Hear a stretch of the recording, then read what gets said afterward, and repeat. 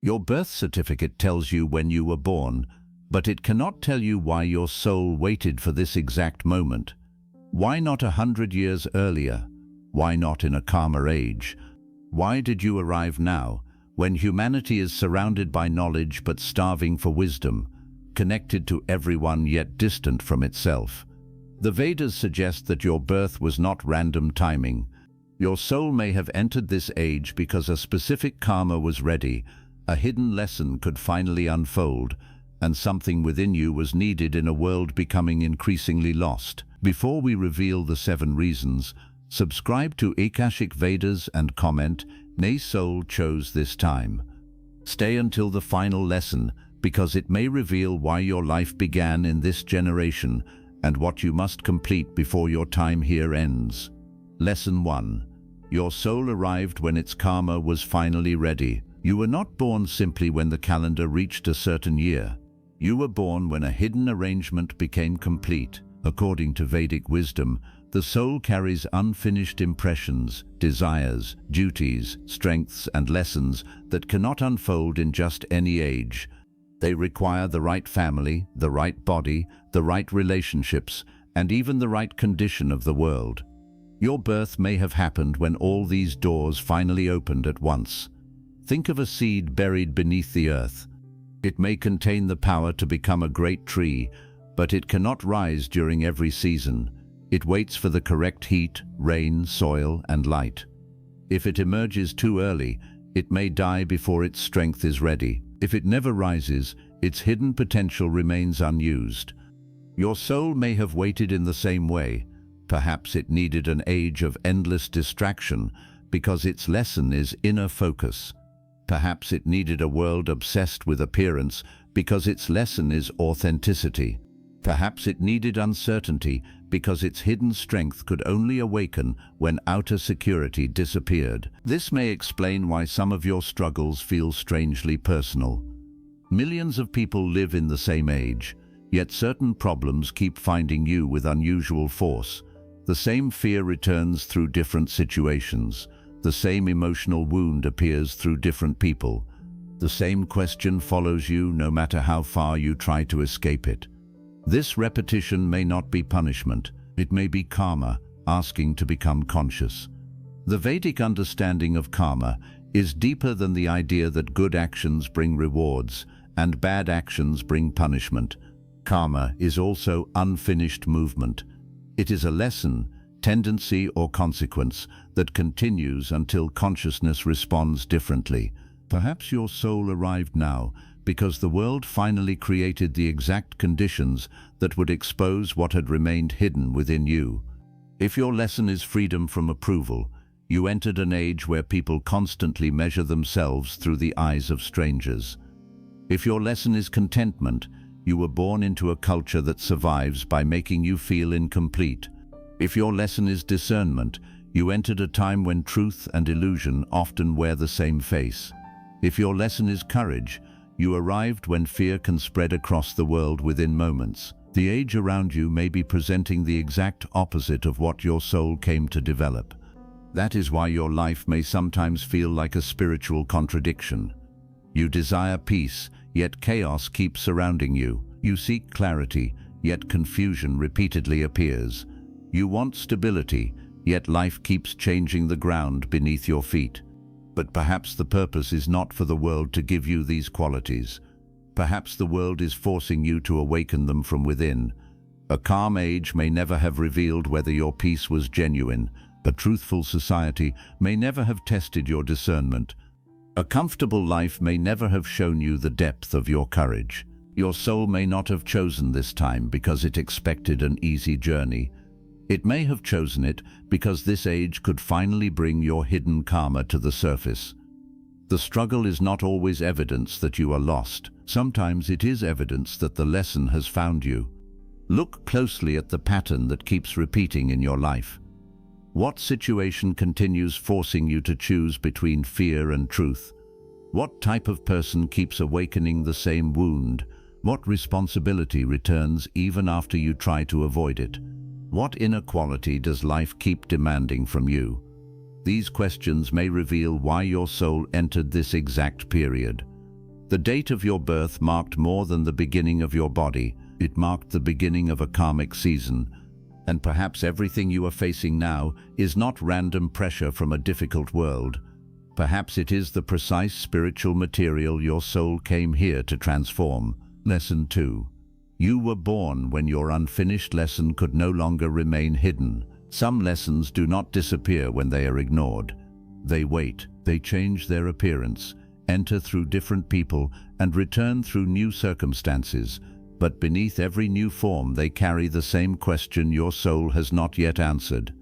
This may be one reason you were born in this exact age.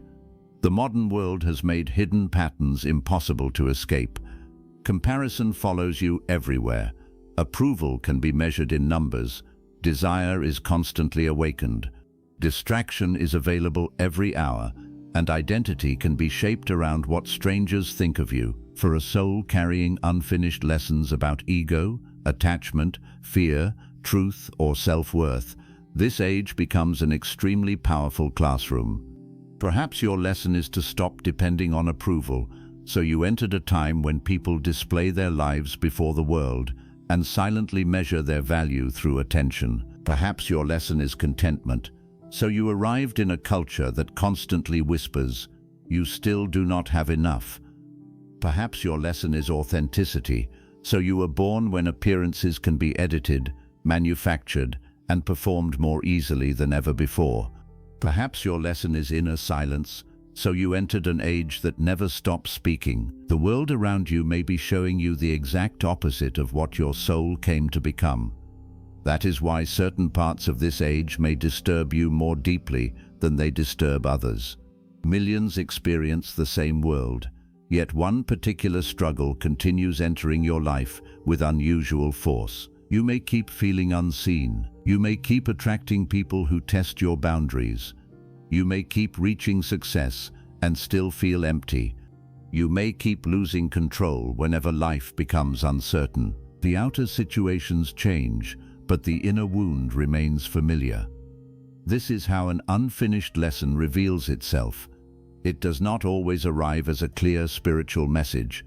It may arrive as repeated disappointment, emotional exhaustion, jealousy, fear, loneliness, or the strange feeling that you are living the same chapter with different characters. The mind asks, "Why does this keep happening to me?" The soul may be asking, "When will you respond differently?" Perhaps you were born now because this age gives your lesson nowhere to hide. If your weakness is comparison, you are surrounded by carefully displayed lives. If your weakness is distraction, the world offers endless escape. If your weakness is craving, every screen presents another object, achievement, or identity to desire. If your weakness is fear, alarming voices can enter your mind from every direction. But the same world that exposes your weakness also gives you the opportunity to master it. You can learn to value yourself without public approval. You can practice stillness while noise continues around you. You can choose simplicity in a culture built upon endless wanting. You can live truthfully even when illusion receives more attention. This is where the lesson becomes powerful. Your soul may not have chosen this time because the world already possessed what you needed. It may have chosen this time because the absence of those qualities would force you to awaken them within yourself. You discover truth because deception becomes exhausting. You discover peace because chaos makes it necessary. You discover spiritual hunger because material satisfaction fails to reach the deepest part of you. You discover your real identity because every borrowed identity eventually becomes too heavy to carry. The difficulty is not always separate from the purpose. Sometimes it is the doorway into it.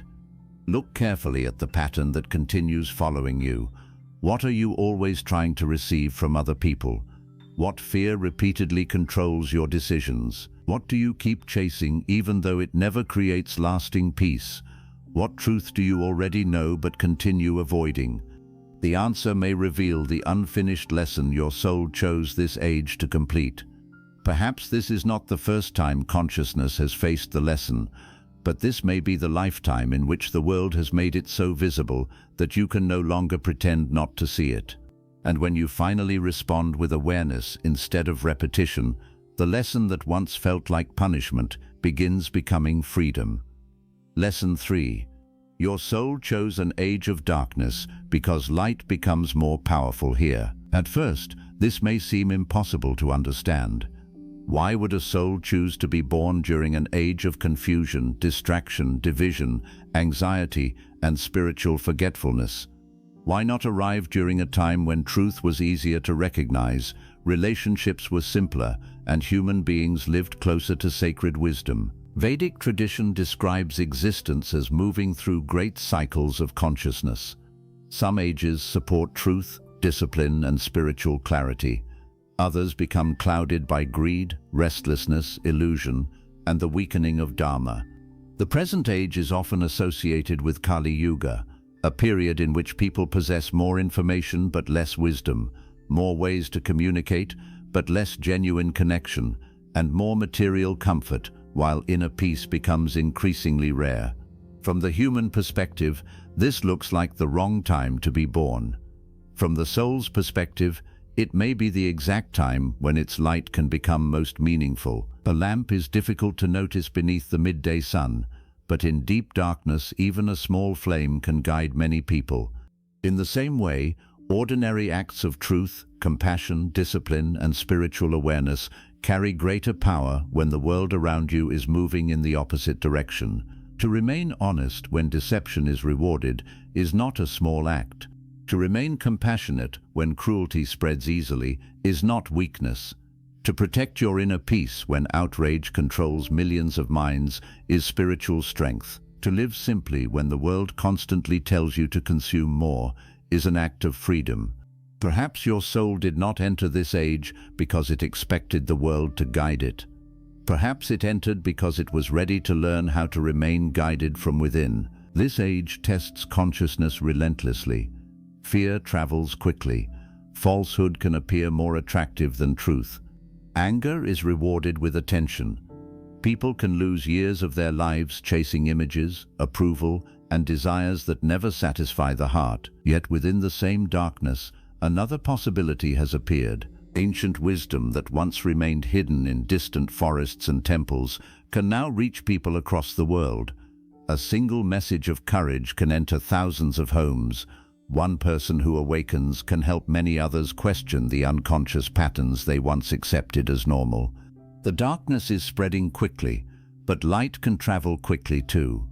Your soul may have chosen this age because your dharma is connected to that possibility. Perhaps you came to preserve something that is being forgotten. Perhaps you came to bring calm into a family ruled by fear. Perhaps you came to break a pattern of anger, control, silence, or emotional pain that has traveled through generations. Perhaps your task is not to become known by the world, but to prevent the people around you from losing themselves completely. Never underestimate the power of one conscious person in an unconscious environment. One patient parent can change the emotional destiny of a child. One honest teacher can redirect hundreds of lives. One person who refuses revenge can stop suffering from traveling into the next generation. One compassionate voice can reach someone standing at the edge of despair. The ego says, "My life is too small to matter in such a damaged world." But the soul asks a different question. What darkness becomes lighter because I am here? Perhaps you feel unusually disturbed by dishonesty, cruelty, emptiness, and the loss of sacred values because your consciousness did not come merely to adjust to them. It may have come to resist them. Not through hatred, not through arrogance, but by becoming evidence that another way of living is still possible. You do not need to defeat the entire darkness of the age. You need to protect the light entrusted to you. Every time you choose truth over convenience, awareness over reaction, compassion over cruelty, and purpose over distraction, you fulfill part of the reason your soul arrived now. You may believe you were born during the wrong time because the world often feels spiritually exhausted. But perhaps your soul saw this darkness and understood something the mind has not yet remembered. This was the age in which even a small light could become impossible to ignore. Lesson 4. Your soul chose this time because certain souls had to be alive with you. Your soul did not choose only a century, a country, or a generation. It chose an entire web of human meetings. The exact time of your birth placed you among particular parents, siblings, relatives, teachers, friends, rivals, partners, and strangers whose lives could intersect with yours only during this narrow window of history. Had you arrived 20 years earlier, many of them would not have existed. Had you arrived 20 years later, some would already have completed their journey.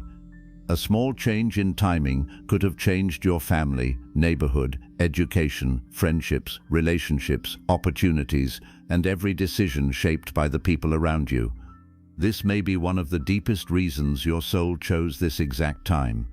Certain souls also had to be here. According to Vedic wisdom, relationships are not merely social arrangements created after birth. They can become powerful instruments through which karma unfolds. Hidden tendencies are exposed, unfinished duties return, and consciousness is pushed toward growth. Some people enter your life carrying comfort, others arrive carrying friction. Some awaken love so naturally that their presence feels familiar. Others awaken pain so deeply that you wonder why the connection has such unusual power over you. Yet both may be connected to the timing of your birth. Perhaps you arrived now because one particular soul needed your presence during a difficult chapter of its journey. Perhaps another person had to be alive because their words would redirect your destiny. Perhaps a family pattern had reached the generation in which someone finally needed to break it, and your soul accepted a place inside that family because it carried the strength to begin the transformation. You may look at your family and think only of personality, history, conflict, and circumstance. But Vedic thought invites you to look deeper. Why were you born among these particular people? Why did you inherit their wounds, beliefs, fears, expectations, and unfinished struggles? Why does one parent awaken your deepest tenderness while another awakens your strongest resistance? Why does one sibling feel like a lifelong companion while another seems to test every part of your patience? Perhaps these relationships are not random obstacles surrounding your life. They may be part of the spiritual material your life was designed to reveal. A soul that must learn forgiveness may be born into a family where old resentment has survived for generations. A soul that must discover its voice may enter a household where silence is treated as obedience. A soul that must learn boundaries may be born among people who constantly cross them. A soul that must learn compassion may be placed beside someone carrying pain that is difficult to understand. This does not mean every harmful action should be accepted because it is karmic. Spiritual understanding should never become an excuse for abuse, control, or injustice. The purpose of a karmic relationship is not endless suffering, it is awakening. The person who challenges you may not have entered your life so that you remain trapped beneath their behavior. They may have entered so that you finally discover the courage to respond differently. Perhaps previous generations remained silent. You speak. Perhaps others continued the pattern of anger. You refused to pass it forward. Perhaps people before you believed love required self-destruction. You learn that love without dignity becomes bondage. In this way, your birth timing may be connected not only to your personal karma, but to the karma of an entire family line. You arrived when a particular pattern had become ready to end. Think about how many generations may have carried the same fear. A parent learned it from their parent, who learned it from someone before them. The pattern traveled quietly through households, marriages, expectations, and unspoken rules. No one questioned it because it felt normal. Then you were born. Perhaps you were the person who could no longer tolerate what others accepted. You felt disturbed by the anger everyone else called discipline. You questioned the silence everyone else called respect. You felt suffocated by the control everyone else called protection. You sensed that something had to change, even before you possessed the language to explain it. This discomfort may not be proof that you do not belong in your family. It may be evidence that your soul entered it with a different responsibility. You may have been born at this exact time because earlier generations were not ready to confront what you are now capable of seeing. The timing allowed you access to ideas, knowledge, teachers, and forms of support that your ancestors did not possess. You may be able to name emotional wounds that they only endured. You may understand patterns they believed were destiny. You may find spiritual and psychological tools that allow you to transform what they could only repeat. Your soul may have chosen this age because the age gives you the ability to break a very old chain. But family is only one part of the web. Your timing also placed you among particular teachers. One teacher may have spoken a sentence that remained with you for years. They may not remember the moment, yet their words changed how you understood yourself. Perhaps they recognized a gift that your family overlooked. Perhaps they challenged your laziness, awakened your curiosity, or introduced you to a path you would never have discovered alone. Had you been born in another year, you might never have entered their classroom. Had they chosen another profession, your paths might never have crossed. From the outside, the meeting appears ordinary. From the soul's perspective, it may have been one of the reasons the timing mattered. The same is true of friendships. Some friends enter gently and become part of your identity. They witness the person you were before life changed you. They remain through seasons of confusion, failure, and rebuilding. Their loyalty becomes part of the strength through which you survive. Others remain only briefly. They appear during one particular chapter, offer exactly what that chapter requires, and disappear when the season ends. You may feel abandoned or confused because you assumed every meaningful connection must become permanent. But duration does not always reveal purpose. Some souls stay for decades, others stay long enough to open one door.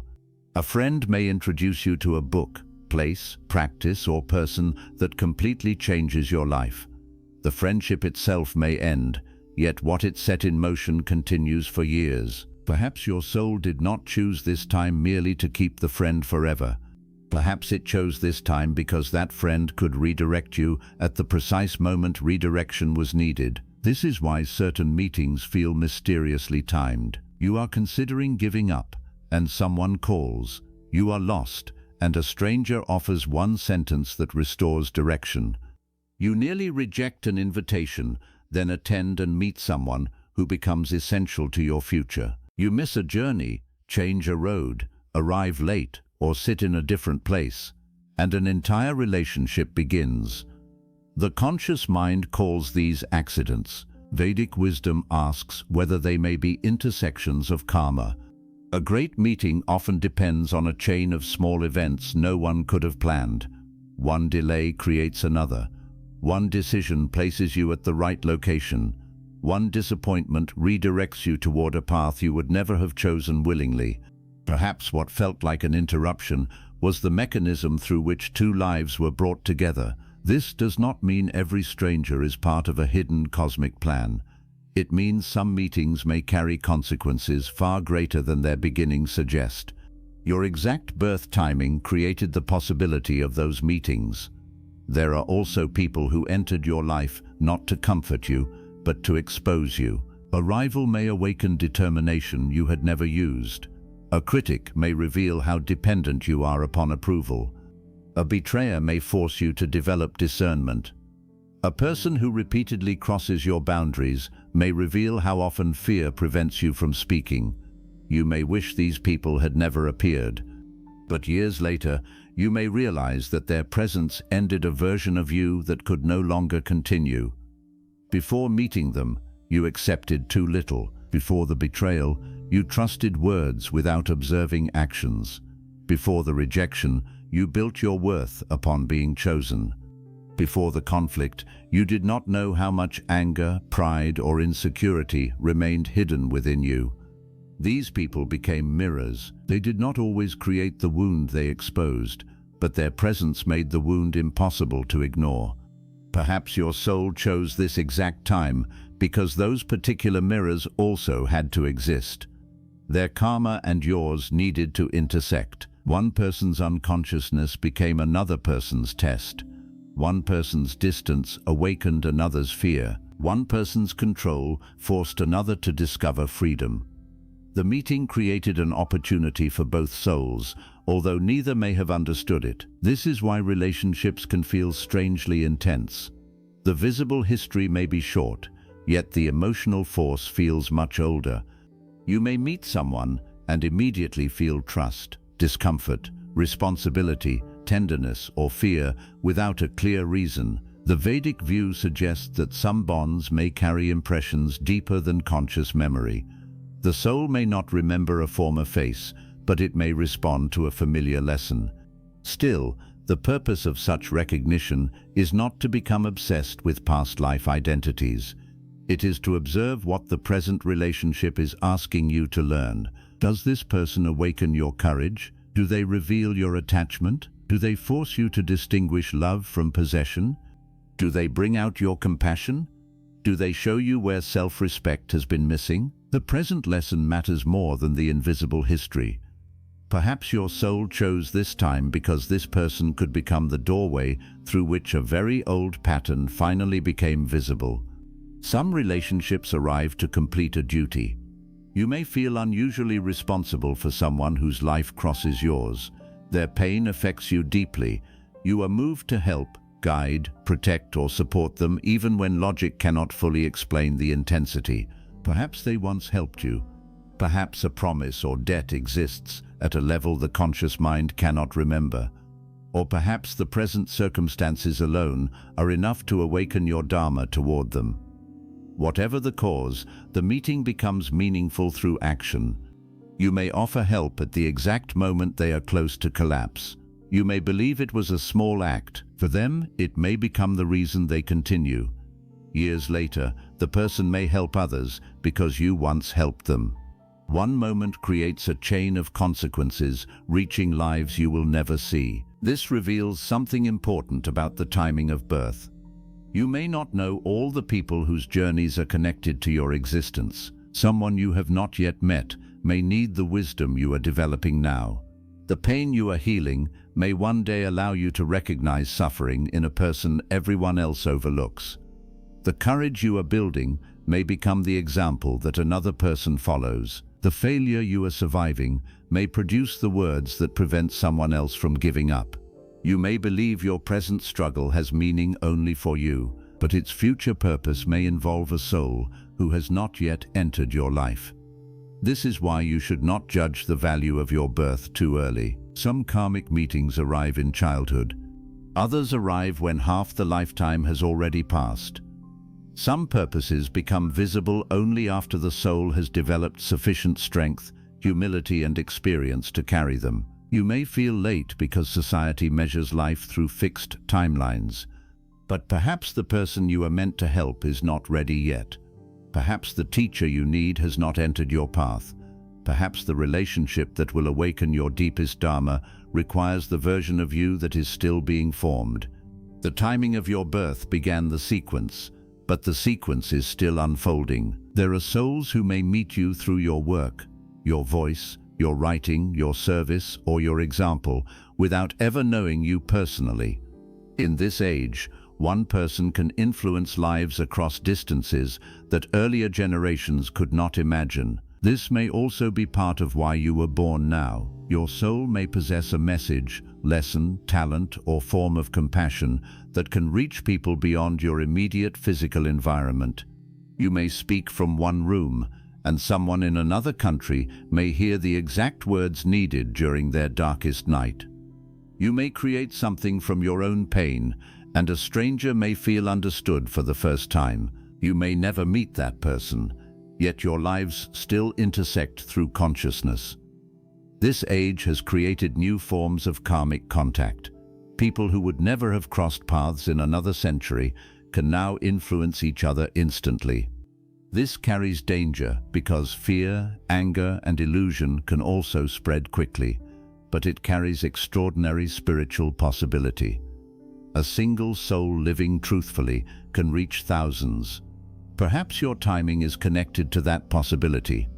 Maybe your role is not only to meet people physically, but to become a voice, example, or source of wisdom for souls who find you through the strange pathways of this age. Your birth placed you where such connection became possible.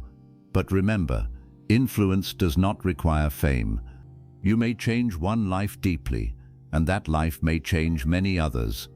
A compassionate parent may never become known by the world, yet the child raised in safety may go on to bring peace wherever they travel. A teacher may not know which student carried their lesson for decades. A friend may not realize that one conversation prevented a life from falling apart.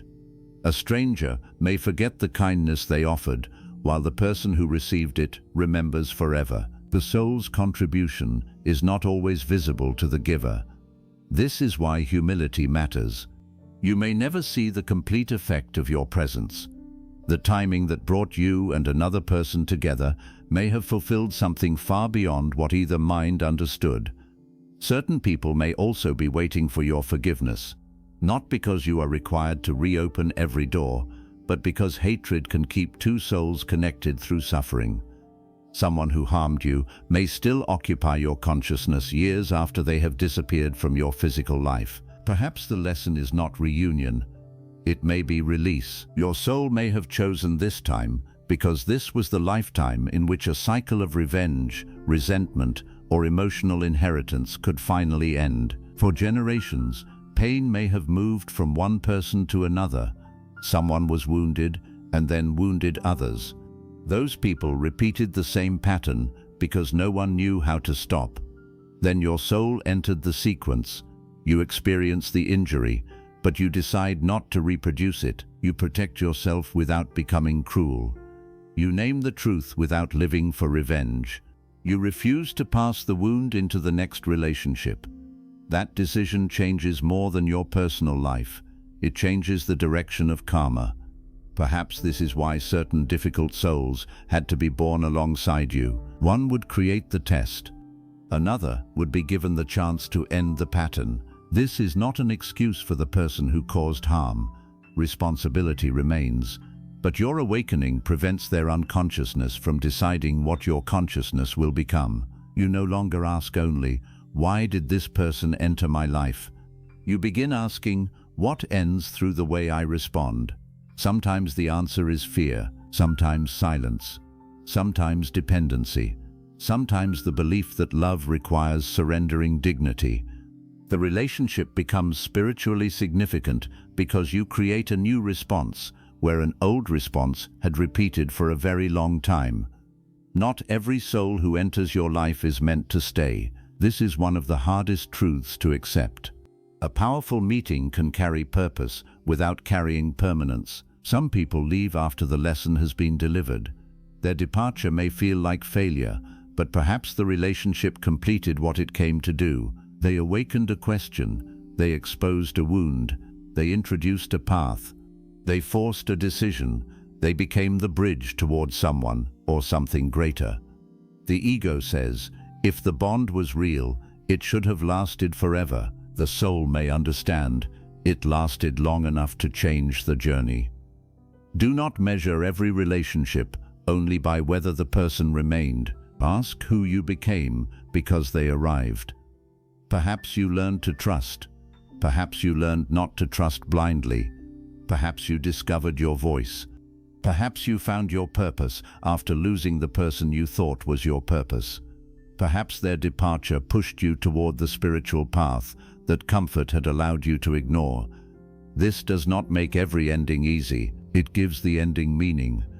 Your soul may have chosen this exact time because one brief meeting in this generation could awaken what centuries of ordinary experience had not. There may also be souls who return after long absence. A friend, relative, or former partner reappears when you have become someone different. Their return tests whether the old pattern still controls you. Once, their approval determined your worth. Now you can meet them without needing to be chosen. Once, their behavior awakened rage. Now you can see clearly without becoming consumed. Once, you begged them to remain. Now you understand that love, without mutual truth, cannot be forced. The reunion may not be intended to restart the relationship. It may be intended to reveal your transformation. You stand before someone who once controlled your inner world and discover that the chain is gone. This quiet moment can complete a long karmic lesson. The person remains the same, but you are no longer the same consciousness responding to them. Perhaps your birth timing allowed enough years for both souls to separate, grow, and meet again, when a different ending became possible. Sometimes the new ending is reconciliation. Both people take responsibility. Pride softens. The relationship becomes healthier than before. Sometimes the new ending is peaceful distance. You forgive, but you do not return. Both outcomes can be sacred when they arise from awareness rather than fear. This is why your relationships cannot be separated from the time in which you were born. The age influenced how you met, communicated, separated, healed, and returned. The generation shaped the pressures placed upon the bond. Social expectations, technology, distance, opportunity, and cultural change all became part of the relationship's karma. Your soul may have chosen this time because the relationship required these exact conditions. Perhaps a connection needed distance to teach trust. Perhaps the presence of endless options was needed to reveal loyalty. Perhaps public comparison was required to expose insecurity. Perhaps new forms of communication allowed two souls separated by geography to find one another. The age did not merely surround the relationship, it helped create its lesson. Look at the people who have shaped you most deeply, the ones you love, the ones you lost, the ones who wounded you, the ones who believed in you, the ones who arrived briefly but changed the direction of your life. Do not ask only whether each person was good or bad for you. Ask what consciousness each meeting awakened. Who taught you compassion? Who taught you boundaries? Who revealed your fear? Who forced you to stop depending upon approval? Who reminded you of a gift you had forgotten? Who entered at the exact moment when your life could have moved in two completely different directions? These people may reveal why your soul chose this time. Perhaps the age itself was only part of the decision. The greater reason was that these souls would be here. You were born when they could become your family, teachers, companions, mirrors, challenges, and future recipients of what your life would create. And perhaps you were also one of the reasons they came.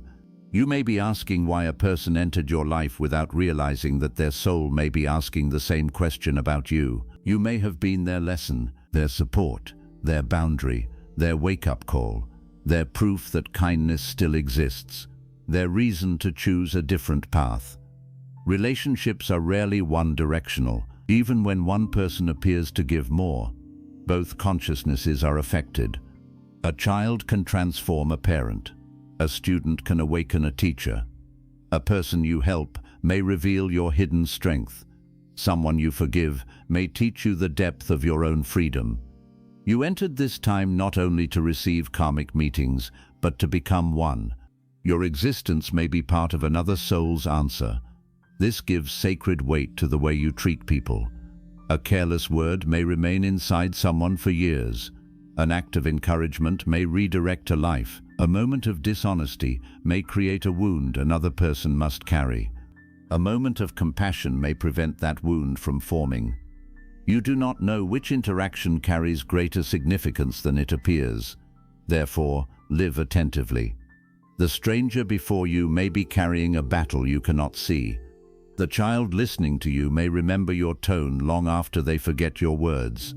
The person asking for help may be standing at a turning point. Your soul may have chosen this exact time because it could become a source of light within these precise human moments. You may never be told the full effect. Dharma does not always provide immediate evidence. Sometimes you must choose kindness without knowing whether it mattered. You must speak truth without knowing who heard it. You must break a pattern without receiving gratitude from the generations that benefit. This is part of spiritual maturity. You stop asking only what each relationship gives you. You begin asking what your consciousness brings into it. Do you bring fear or clarity, possession or respect, reaction or awareness? Do people become smaller around you, or do they remember their dignity? Do you repeat the pain you inherited, or does the pain stop when it reaches you? These questions may reveal the role your soul accepted when it chose to be born among these people. Perhaps you did not come only to find your tribe. Perhaps you came to transform the quality of relationship itself, to show that love can exist without control, that honesty can exist without cruelty, that boundaries can exist without hatred, that forgiveness can exist without denial, that people can separate without destroying one another. In an age where relationships are often ruled by fear, ego, comparison, and disposability, this may be an important dharma. Your soul may have chosen this generation because it needed to learn conscious connection and help others learn it too. So when you feel that you were born at the wrong time, look again at the souls around you. Perhaps your timing was not chosen because the world itself was perfect.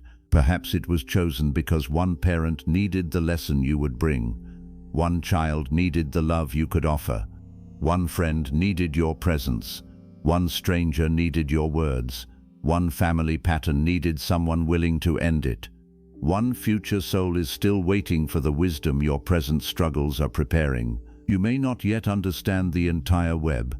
You see only the few threads closest to you. But your life is already connected to more journeys than you can measure. The exact moment of your birth placed you inside that web, and perhaps your soul arrived now because this was the only time when these particular lives, lessons, promises, wounds, and possibilities could meet in one place. You were not born alone. You entered alongside the souls who would help reveal who you came here to become. Lesson 5. Your soul chose an age of rapid change because comfort could not awaken your hidden strength. You were born into a world that rarely remains the same for long.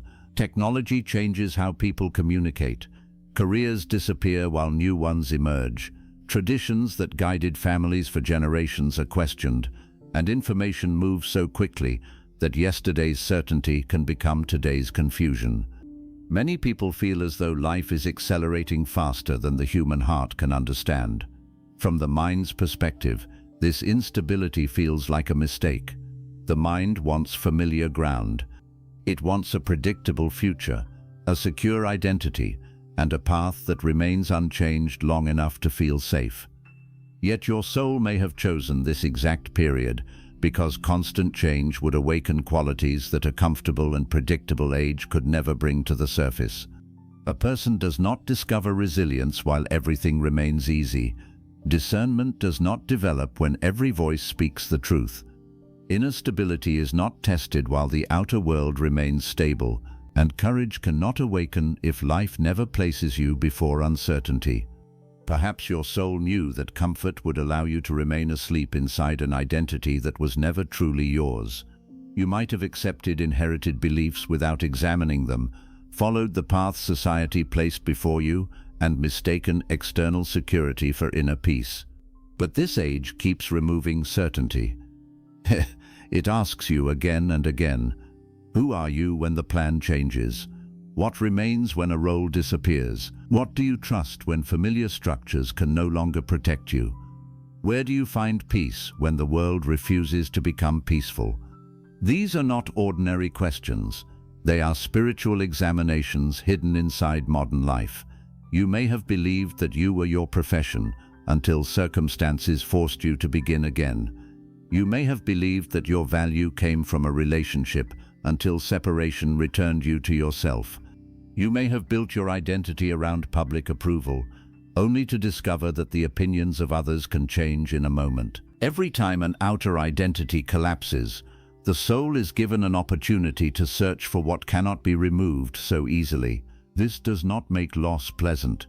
It does not mean every disruption was personally chosen or that suffering should be romanticized.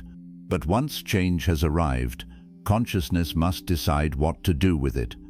You can spend years mourning the version of life that no longer exists, or you can ask what the ending is making possible. Sometimes a closed path is not punishment. It is the destruction of a direction that could no longer carry your dharma. The job that ended may force you to discover a buried ability.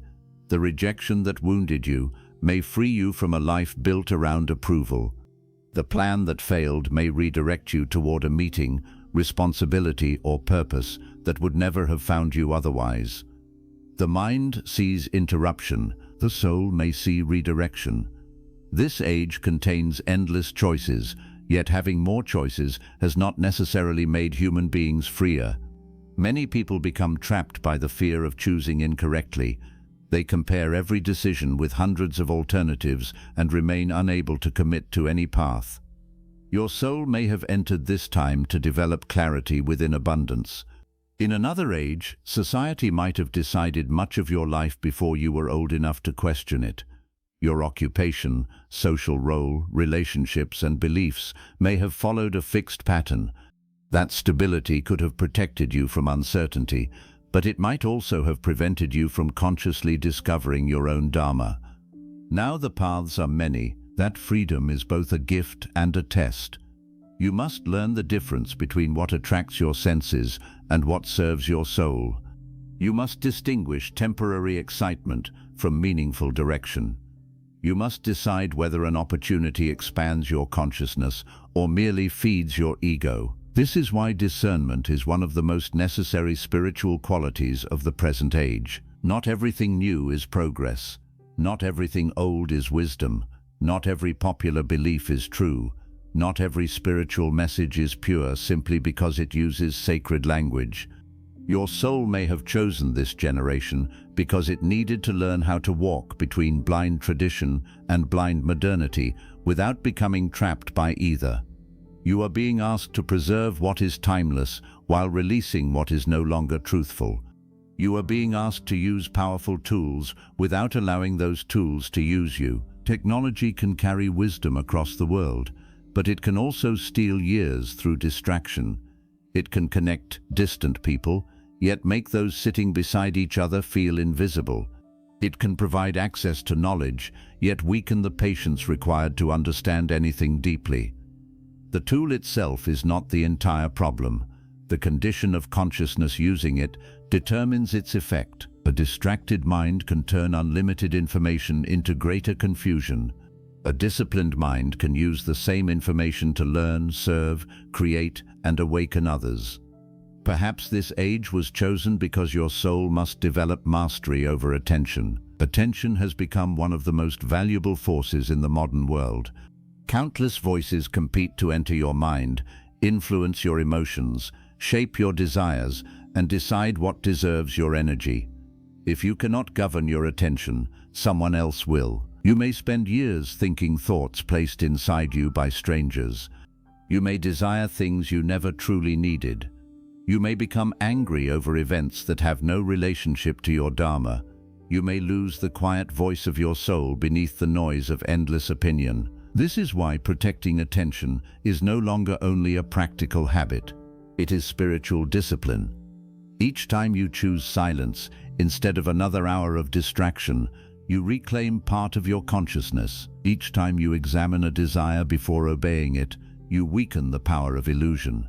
Each time you stop comparing your hidden struggles with another person's public appearance, you return to your own path.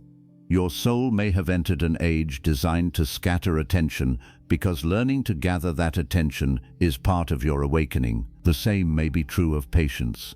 Modern life promises speed. Messages arrive instantly, entertainment never ends, and people expect results before roots have had time to grow. But the soul does not mature according to the speed of technology. Healing takes time. Character takes time. Wisdom takes time. Trust takes time. A sacred purpose often develops quietly before anyone can see it. Yet when everything around you celebrates immediate results, you may begin believing that slow growth means failure. You compare your beginning with another person's visible achievement and conclude that you are late. But perhaps your soul chose this age to learn sacred patience in the middle of artificial urgency. A tree does not apologize because it required years to become strong. A river does not rush because someone is impatient to reach the ocean. Your path also has its rhythm. Some lessons cannot be accelerated without losing their depth. The delay may be developing the person capable of carrying what you are asking to receive. You may believe you are waiting for an opportunity. Perhaps the opportunity is waiting for your character. You may believe life has forgotten you. Perhaps life is still preparing the inner foundation upon which your future purpose must stand. Rapid change also reveals attachment. When the world shifts, you discover how tightly you were holding a particular identity, possession, expectation, or plan. The pain of change often comes not only from what ended, but from the belief that it was never supposed to end. Vedic wisdom teaches that every material form is subject to transformation.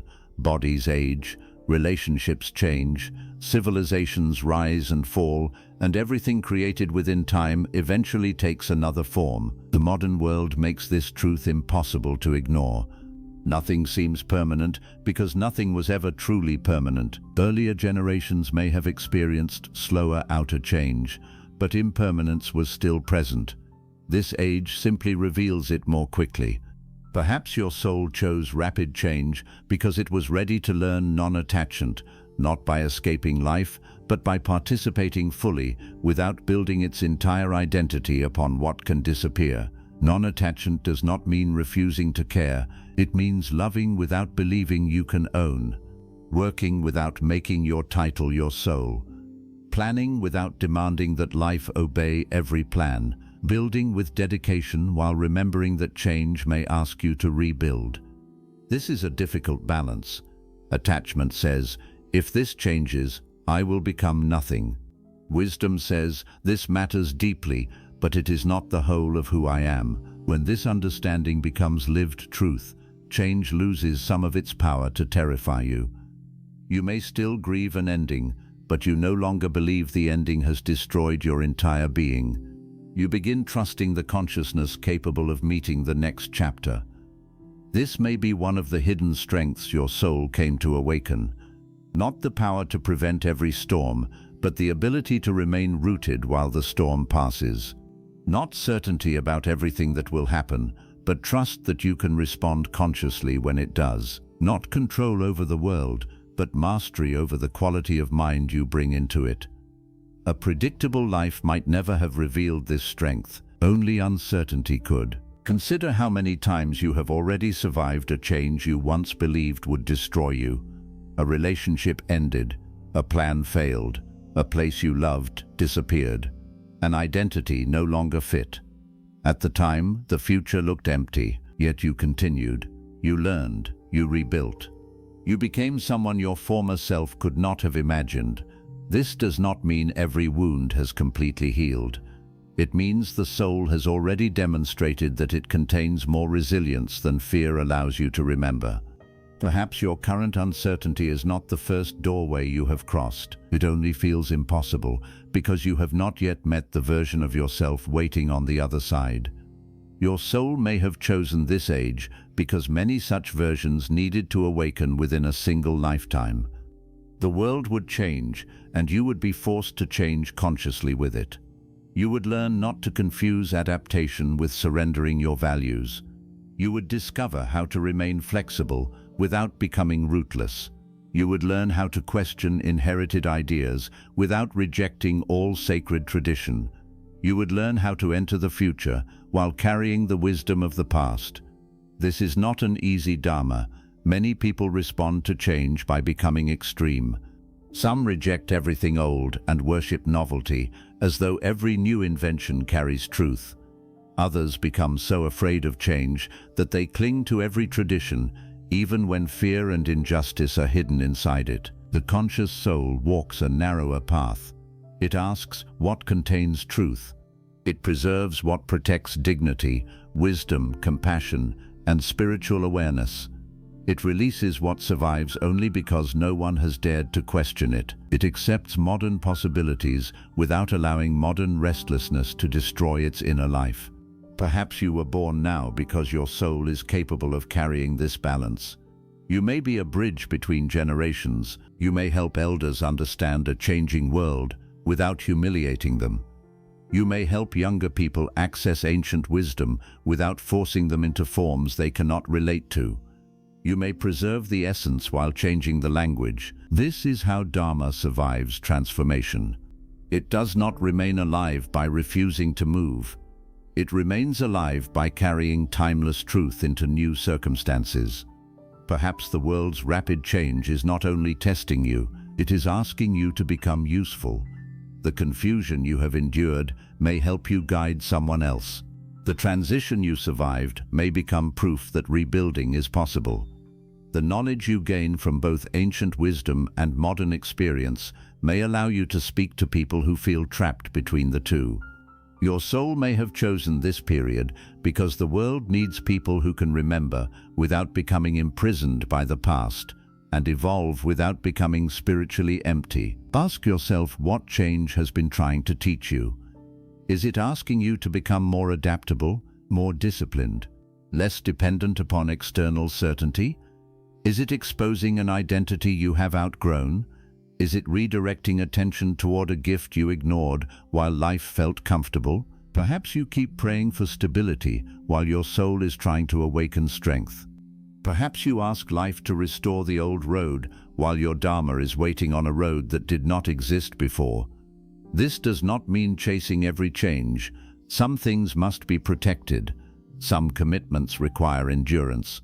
Some values should not be abandoned simply because the world has become impatient with them. The lesson is not to worship change. It is to meet change consciously. Remain where truth asks you to remain. Move where growth asks you to move. Protect what is sacred. Release what has become a prison. This discernment cannot be borrowed from the crowd. It must be developed through stillness, self-examination, and honest attention to the consequences of your choices. The world may continue changing faster than you prefer. New uncertainties will appear. Structures you currently trust may not remain forever. But perhaps your soul did not come here to build a life that never changes. It came to discover a center that change cannot easily remove, a center rooted in awareness, a center that remembers its values when the crowd changes direction, a center that can use the world without becoming consumed by it, a center that understands the difference between losing a role and losing the self. When that center awakens, rapid change no longer appears only as an enemy. It becomes a teacher. It reveals what was temporary. It exposes what was false. It removes what your fear would never have released willingly, and it introduces you to strengths that comfort kept hidden. Perhaps this is why your soul chose this exact time to be born. Not because it wanted a peaceful world that would never challenge it, but because it was ready for an age in which every change would ask a deeper question. Will you lose yourself with the world, or will you finally discover the part of you that was never dependent upon the world remaining the same? Lesson 6. Your soul chose this exact time because the world needed something only you could give. Most people spend years asking what this life will give them. Will life give me love? Will it give me success, recognition, security, peace, wealth, or the opportunity I have been waiting for? The mind naturally looks outward and measures life by what it receives. Yet Vedic wisdom asks a more powerful question, one that can completely change the way you understand your birth. What did your soul come here to give? Perhaps you did not enter this age only because it contained lessons you needed to learn. Perhaps you also entered because this particular world, with all its confusion, loneliness, division, distraction, and spiritual hunger, required a quality that your soul was capable of carrying. That quality may not appear extraordinary to you. It may be your patience, your ability to listen, your refusal to become cruel after suffering, your courage to speak truth, your capacity to calm people, your gift for creating beauty, your instinct to protect the vulnerable, or the wisdom you developed while surviving an experience you once believed would destroy you. You may consider these things ordinary because they live inside you, but what feels ordinary to the giver can become life-changing to the person who receives it. A lamp does not understand darkness in the same way as someone who has been searching for light. Your presence may contain something another soul has been waiting to find. This does not mean you must become famous, powerful, or known by millions. Dharma is not measured by how loudly the world applauds. Some of the most important souls complete their purpose quietly, without ever realizing how many lives were changed by their compassion. A mother who raises one child with awareness may interrupt generations of fear. A father who chooses tenderness after being raised with harshness may change the emotional destiny of an entire family. A teacher who notices the student everyone else ignores may awaken a gift that later serves thousands. A stranger who offers kindness during one person's darkest moment may prevent a decision that could never be reversed. The world may never record these moments, the soul does. Perhaps your reason for being born now is hidden inside the effect you have on people when no one is watching. The ego wants a mission that looks impressive. The soul wants a life that is truthful. You may spend years waiting for a dramatic purpose, while overlooking the small responsibilities through which your actual dharma is already speaking. You may imagine that one day a great sign will appear, revealing exactly what you were sent to accomplish. But dharma often begins quietly. It begins in the way you treat the person who cannot benefit you. It begins in the promise you keep when breaking it would be easier. It begins when you stop passing your pain into another person. It begins when you choose honesty, even though deception would bring quicker success. It begins when you use your voice for someone who has been silenced. You may believe these choices are too small to explain why your soul selected this exact time, but history is shaped by small choices, repeated through millions of lives. An age becomes cruel because ordinary people repeatedly choose indifference. An age becomes dishonest because people decide that truth is inconvenient. An age becomes spiritually empty because individuals abandon their inner life one distraction at a time. In the same way, an age begins to heal because someone refuses to continue the pattern. Perhaps your soul chose this time because it was willing to become that interruption. You may have been born into a family where anger travels easily from one generation to another. Every person is wounded and then unconsciously wounds the next. No one understands how the cycle began, but everyone participates in keeping it alive. Then you arrive. You feel the same anger rising within you. You carry the same wounds. You are tempted to respond in the same ways. But somewhere within your consciousness, a different choice becomes possible. You pause. You question the pattern. You seek understanding instead of continuing blind reaction. You decide that the pain will not pass through you unchanged. That decision may appear personal, but its effects move forward through time. The people who come after you receive a different emotional inheritance. Children who might have grown in fear experience greater safety. Relationships that might have repeated old destruction gain the possibility of awareness. Your soul may have chosen this generation because this was the generation in which the chain could finally be broken. Earlier generations may not have possessed the language, support, or spiritual awareness required to understand the wound. They survived it because survival was all they knew. You have access to teachings, perspectives, and tools they never encountered. This does not make you better than them. It makes you responsible for what you can now see. Once consciousness recognizes a pattern, it can no longer claim complete innocence while repeating it. Perhaps this is part of what your soul came to give, not a new invention, not a public achievement, but a new ending to an ancient wound. The world needs people who can end what others continued unconsciously. It needs people who can remain gentle without becoming weak, strong without becoming cruel, successful without becoming arrogant, and spiritual without becoming disconnected from human suffering. These qualities are rare because the present age constantly pulls consciousness toward extremes. People are encouraged to react before understanding, judge before listening, and defend identity before examining truth. Anger becomes entertainment. Humiliation becomes public performance. Human beings are reduced to opinions, labels, and groups.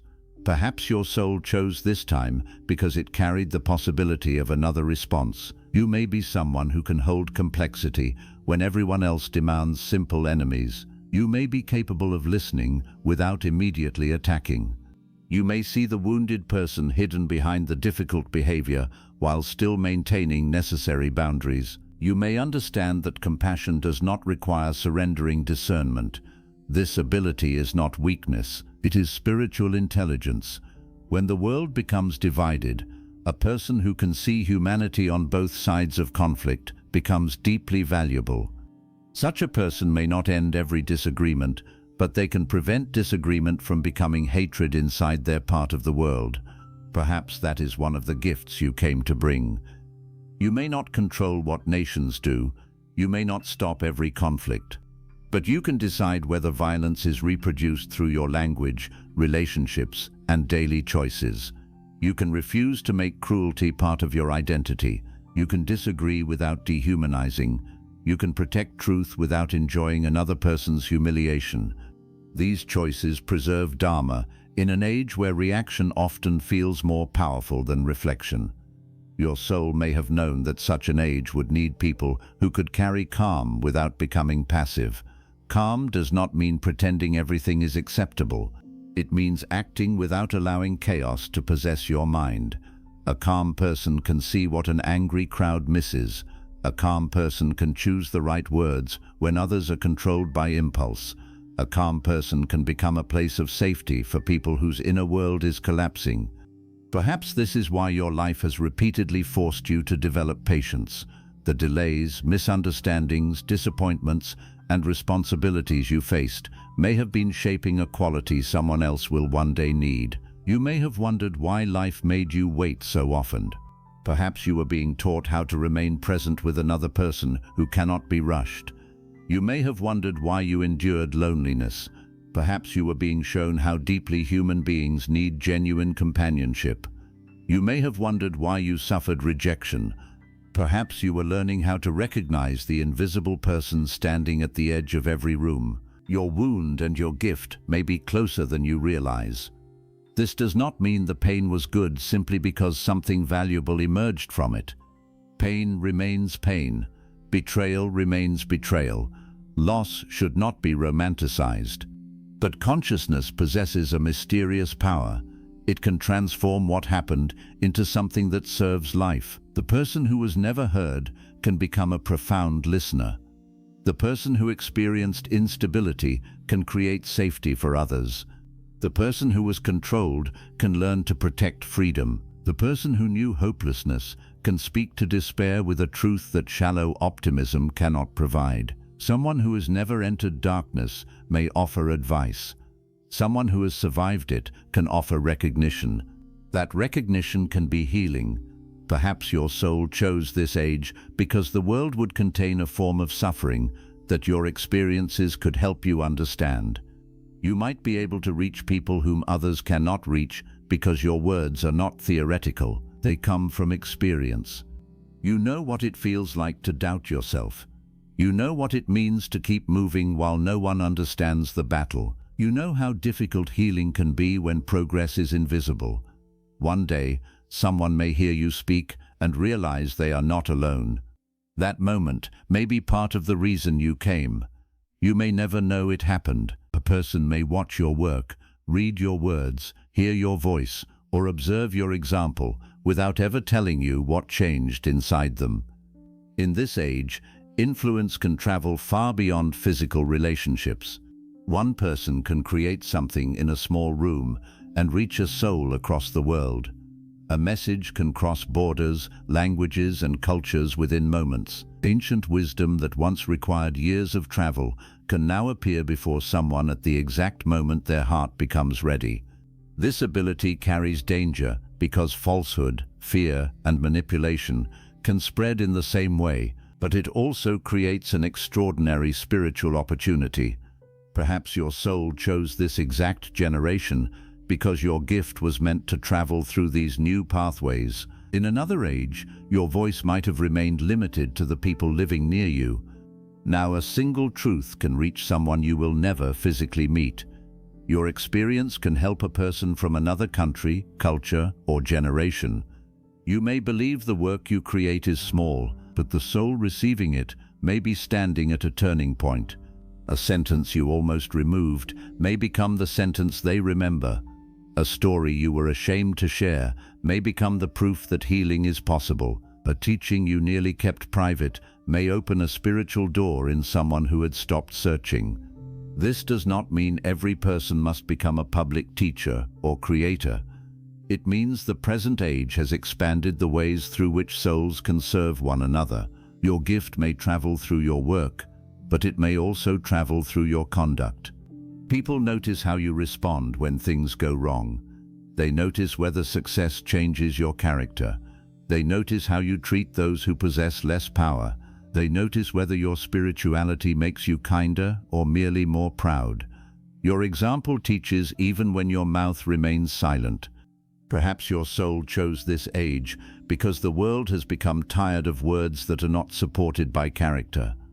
People hear endless promises, teachings, opinions, and claims, yet genuine integrity feels increasingly rare. To live what you speak is therefore a powerful contribution.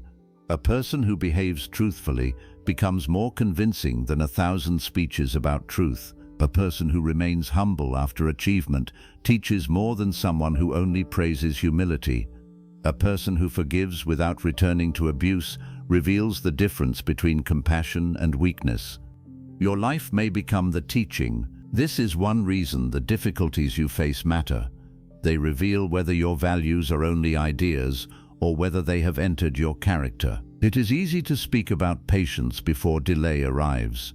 It is easy to praise detachment before something precious is threatened. It is easy to claim compassion before facing a person who deeply irritates you. The world does not need more perfect language without lived truth. It needs people whose consciousness has been tested.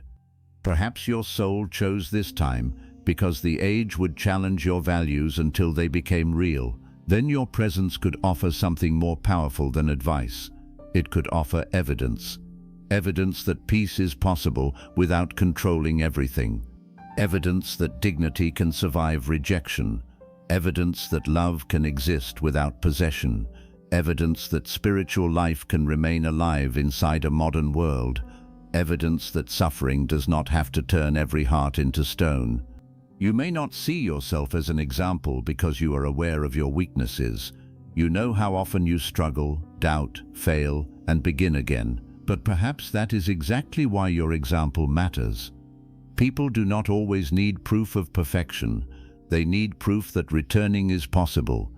They need to see someone fall without surrendering completely. They need to witness a person admit a mistake without collapsing into shame. They need to know that spiritual growth does not require becoming flawless overnight. Your honesty about the journey may help more than an image of perfection ever could. This age is filled with carefully manufactured appearances. People display success while hiding loneliness, confidence while hiding fear, and happiness while suffering silently. The result is a world where millions compare their real lives with edited versions of other people's lives. Perhaps your soul came to offer authenticity. Authenticity does not mean revealing every private wound to everyone. It means refusing to build your entire life upon false appearance. It means allowing your outer actions to move closer to your inner truth. It means no longer pretending to want what society told you to want. It means admitting when the path you are following is destroying your peace. An authentic person gives others permission to stop performing. When someone speaks honestly about fear, others realize fear does not make them defective. When someone chooses a simple life without shame, others begin questioning desires they never consciously chose. When someone leaves a destructive environment, despite social pressure, others discover that dignity is possible. Your soul may have chosen this age because false appearances would become so powerful that authenticity itself would become a form of service. You may be here to remind people that life does not need to look perfect to possess meaning. You may be here to show that healing can be quiet, progress can be slow, and purpose can exist without public recognition. This contribution may begin with the way you treat yourself. You cannot consistently offer peace while living in war with your own being. You cannot teach people dignity while speaking to yourself with cruelty. You cannot create healthy love while believing your value depends upon being chosen. Perhaps your soul chose this time because self-relationship has become one of the great spiritual battles of the age. People are surrounded by voices telling them what their bodies, careers, homes, relationships, and lives should look like. They are constantly shown reasons to feel insufficient. A person who learns to live from inner worth instead of endless comparison becomes difficult to control. Such a person can choose consciously because they are not desperately seeking proof of value. Perhaps the gift you came to bring begins by ending the rejection of yourself. When you stop treating yourself as an enemy, your relationships change. You no longer demand that others repair every insecurity. You become less likely to accept disrespect simply to avoid loneliness. You can offer love without using love as a bargain for worth. Your inner healing becomes a contribution because healed people relate differently. They do not need to dominate.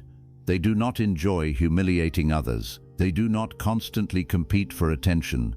They can celebrate another person's light without believing their own has been diminished. This age needs people who can exist without turning every relationship into a battle for significance. Your soul may have chosen now because learning inner sufficiency would allow you to bring a different quality into human connection. You may also have come to protect something the world is forgetting. Perhaps it is reverence. The present age often measures value through usefulness, speed, profit, popularity, and appearance. Anything that does not produce immediate results is dismissed as unimportant. Silence is considered empty. Rest is treated as laziness. Old people are ignored when they are no longer economically useful. Nature is valued only for what can be extracted. Sacred teachings are reduced to content consumed quickly and forgotten. Perhaps your soul feels unusually disturbed by this because part of your dharma is preservation. You may be here to preserve patience in a hurried world, to preserve respect for elders while still questioning harmful traditions, to preserve the sacredness of nature in a culture that treats the earth as an object, to preserve contemplation when every moment is filled with noise, to preserve loyalty when human beings are treated as replaceable. Preservation does not always require building an institution. It may happen through the way you live. When a child sees you treat an elderly person with dignity, something is preserved. When you sit with nature without trying to capture or consume the moment, something is remembered. When you refuse to abandon a person simply because they are temporarily struggling, you protect the meaning of relationship. These actions tell the world that not everything valuable can be measured. Perhaps your soul chose this age because it could become a guardian of what is disappearing. You may not yet know exactly what that is. Notice what loss troubles you most deeply. What part of humanity do you fear the world is forgetting? What quality do you keep searching for in others? What injustice is impossible for you to ignore? What form of beauty moves you beyond explanation? These reactions may reveal your gift. The thing you long to find may be the thing you came to embody. If you keep searching for trustworthy people, perhaps your dharma is to become trustworthy. If you long for deep conversation, perhaps you came to create spaces where people can speak truthfully. If you are wounded by indifference, perhaps you carry unusual compassion. If dishonesty angers you deeply, perhaps truth is part of your responsibility. Often, purpose is hidden inside what the soul cannot stop caring about. The mind may dismiss this concern because it does not appear profitable or practical. But dharma does not always begin as a career. It begins as a responsibility felt in consciousness. A person sees suffering and cannot look away. Another sees forgotten knowledge and feels compelled to preserve it. Another notices beauty where others see nothing. Another understands systems and feels called to make them fairer. These impulses may be the soul recognizing the work for which it selected this time. Still, a gift must be developed. Potential alone does not serve anyone. A compassionate heart without boundaries can become exhausted. A truthful voice without wisdom can become cruel. Talent without discipline remains unrealized. Knowledge without humility becomes dangerous. Your soul may have chosen this age because it contained the conditions required not only to reveal your gift, but to refine it. The people who misunderstood you may have taught you how to communicate clearly. The failures that embarrassed you may have removed arrogance. The delays may have deepened patience. The responsibilities you resented may have strengthened endurance. The gift often develops through friction. A musician becomes skilled through repetition. A healer becomes wise through listening. A leader becomes trustworthy through responsibility. A spiritual seeker becomes grounded by facing their own ego. Perhaps the obstacles around your gift are not proof that the gift is false. They may be the training through which it becomes safe and useful. The world does not merely need your untested potential. It needs the mature form of what you carry. This is why purpose may take longer than expected. You see the desire to serve, but life sees the parts of your character that must still be strengthened. You may be asking for a larger platform while your soul is still learning how to remain humble with a small one. You may want influence while life is teaching you not to depend upon approval. You may want responsibility while still avoiding discipline. The delay may not be rejection. It may be preparation. A gift given before character is ready can damage both the giver and the receiver.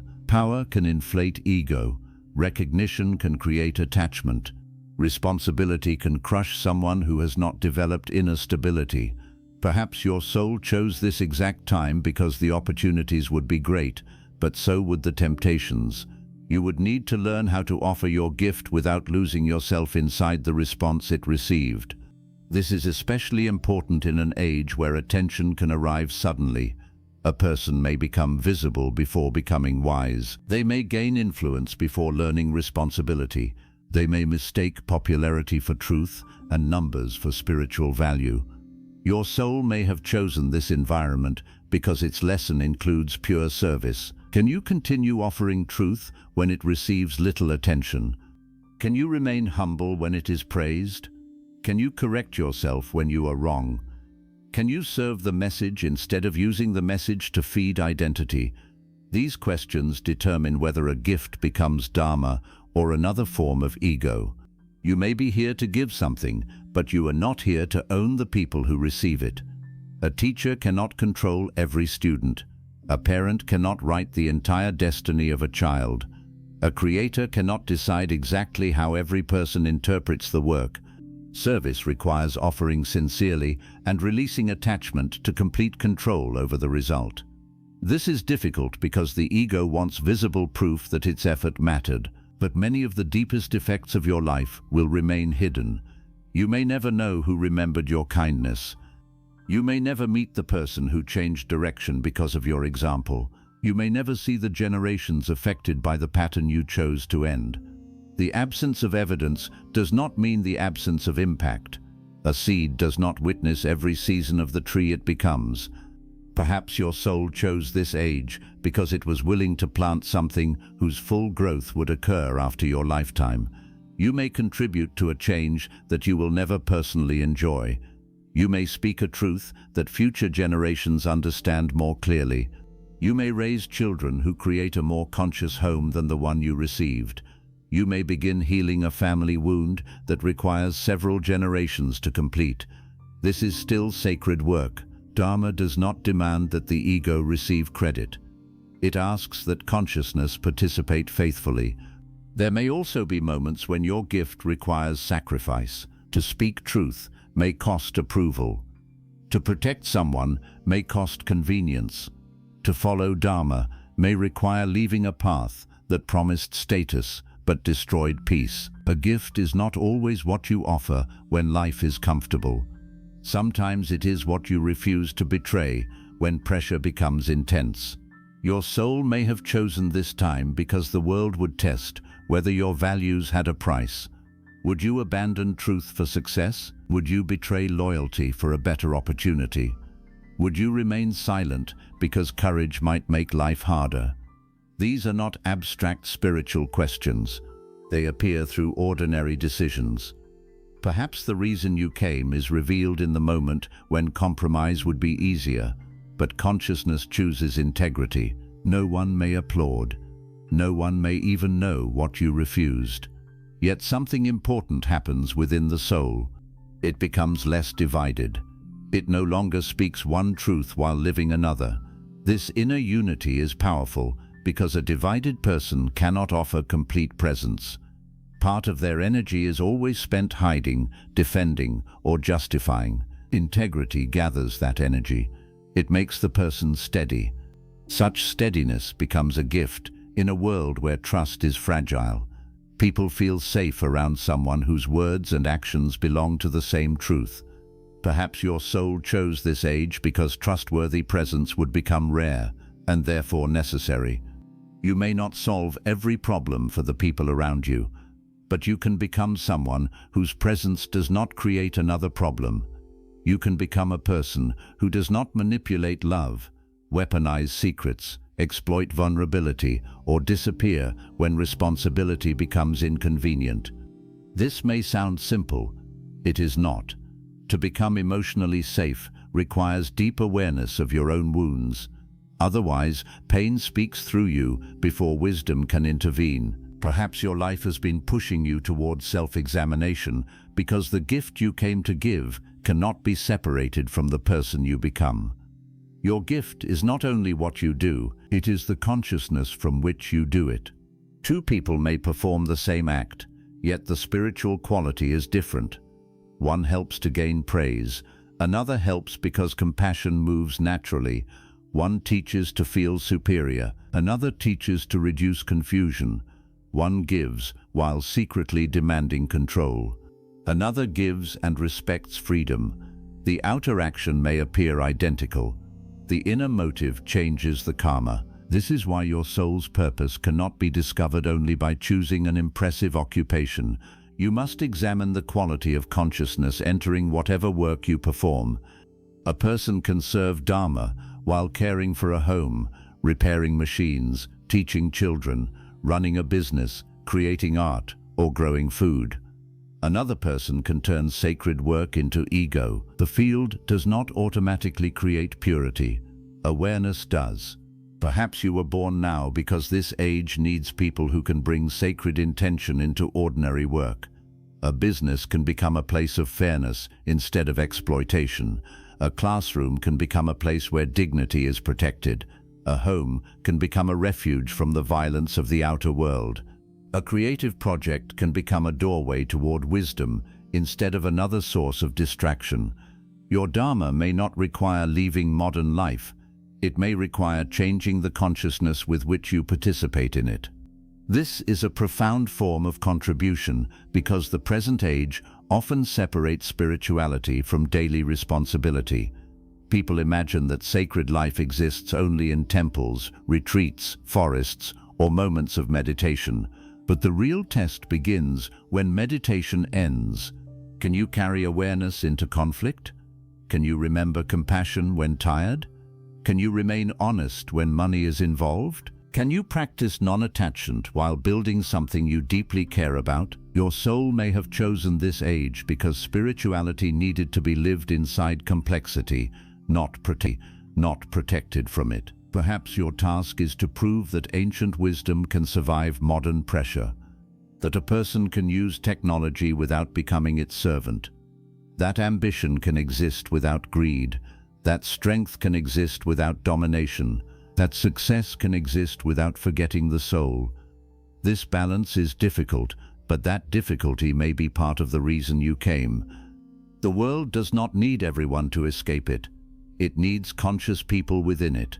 It needs leaders who remember humanity, creators who respect attention, parents who understand emotional inheritance, teachers who awaken thought instead of demanding obedience, and ordinary people who refuse to let spiritual values disappear from daily life.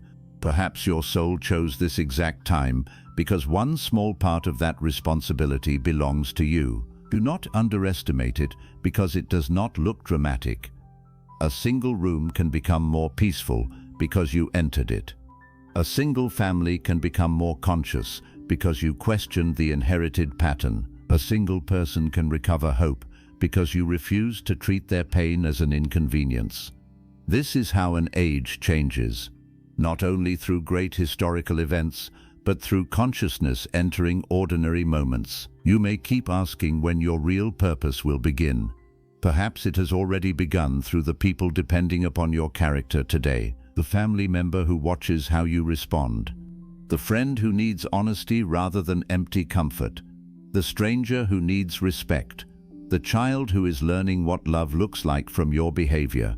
Your greatest contribution may be happening in places the ego considers too small, but the soul does not measure smallness the same way. A single conscious response can prevent years of suffering. A single truthful conversation can end a destructive pattern. A single act of courage can give another person permission to act. You may never know the full chain. That is why faith is necessary.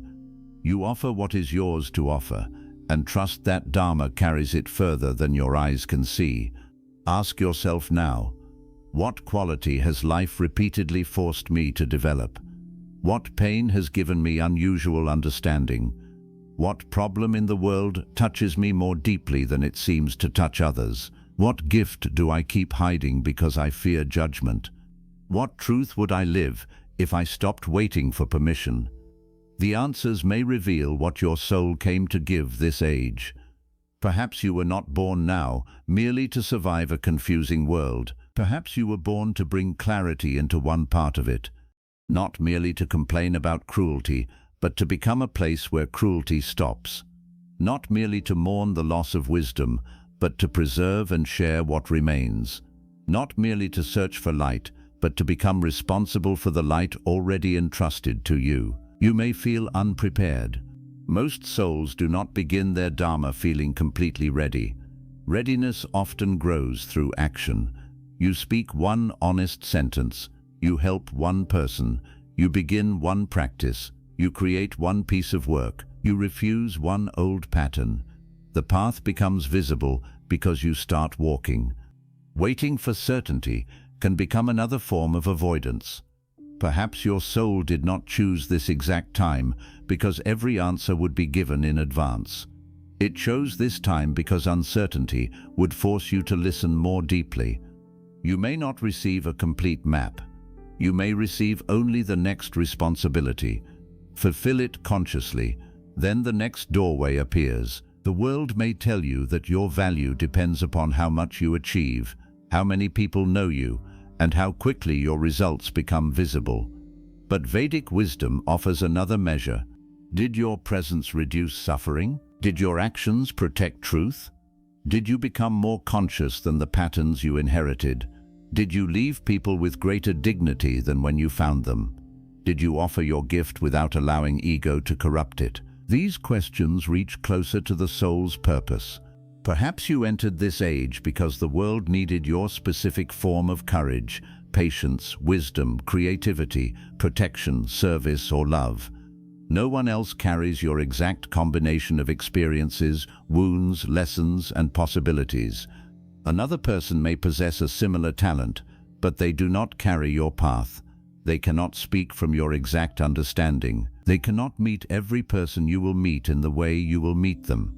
This is not a reason for pride. It is a reason for responsibility. The gift is unique, but it was not given only for you. A river does not drink its own water. A tree does not eat its own fruit. The deepest gifts naturally move outward. Perhaps your soul chose this exact time because something within you was meant to become nourishment for an age that had forgotten where to look. Do not wait until you feel perfect.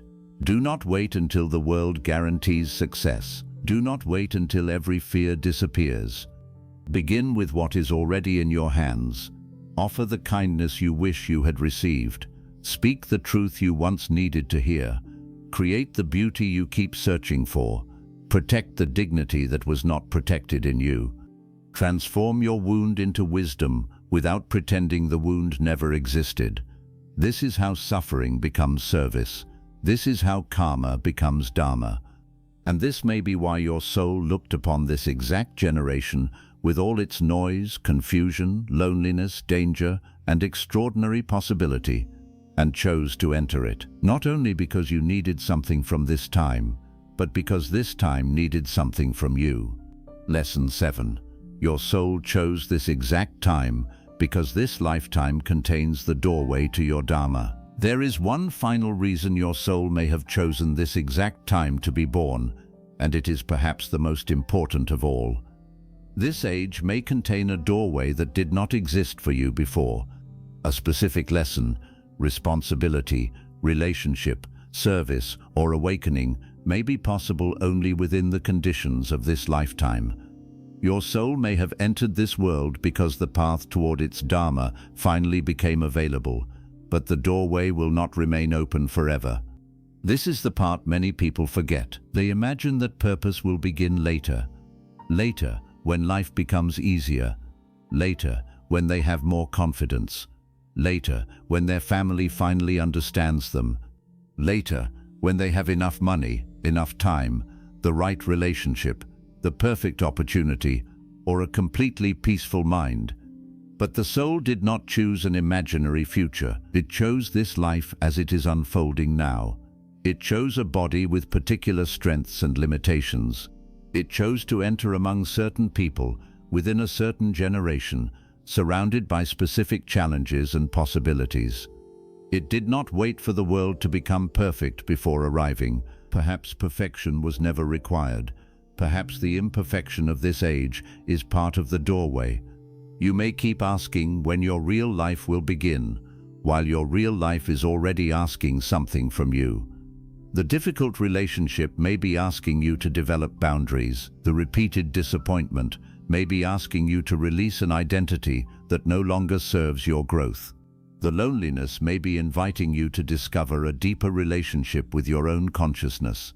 The responsibility you keep avoiding may contain the discipline required for your next chapter. The gift you continue hiding may be the very contribution your soul came here to offer. Dharma rarely appears as a complete map placed before the mind. It often appears as a quiet but persistent call. You feel drawn towards something you cannot fully explain. A subject continues returning to your attention. A particular form of suffering becomes impossible for you to ignore. A responsibility follows you through different circumstances. An idea remains alive even after you attempt to abandon it. You may call this restlessness, confusion, or dissatisfaction. But perhaps it is the soul refusing to let you forget.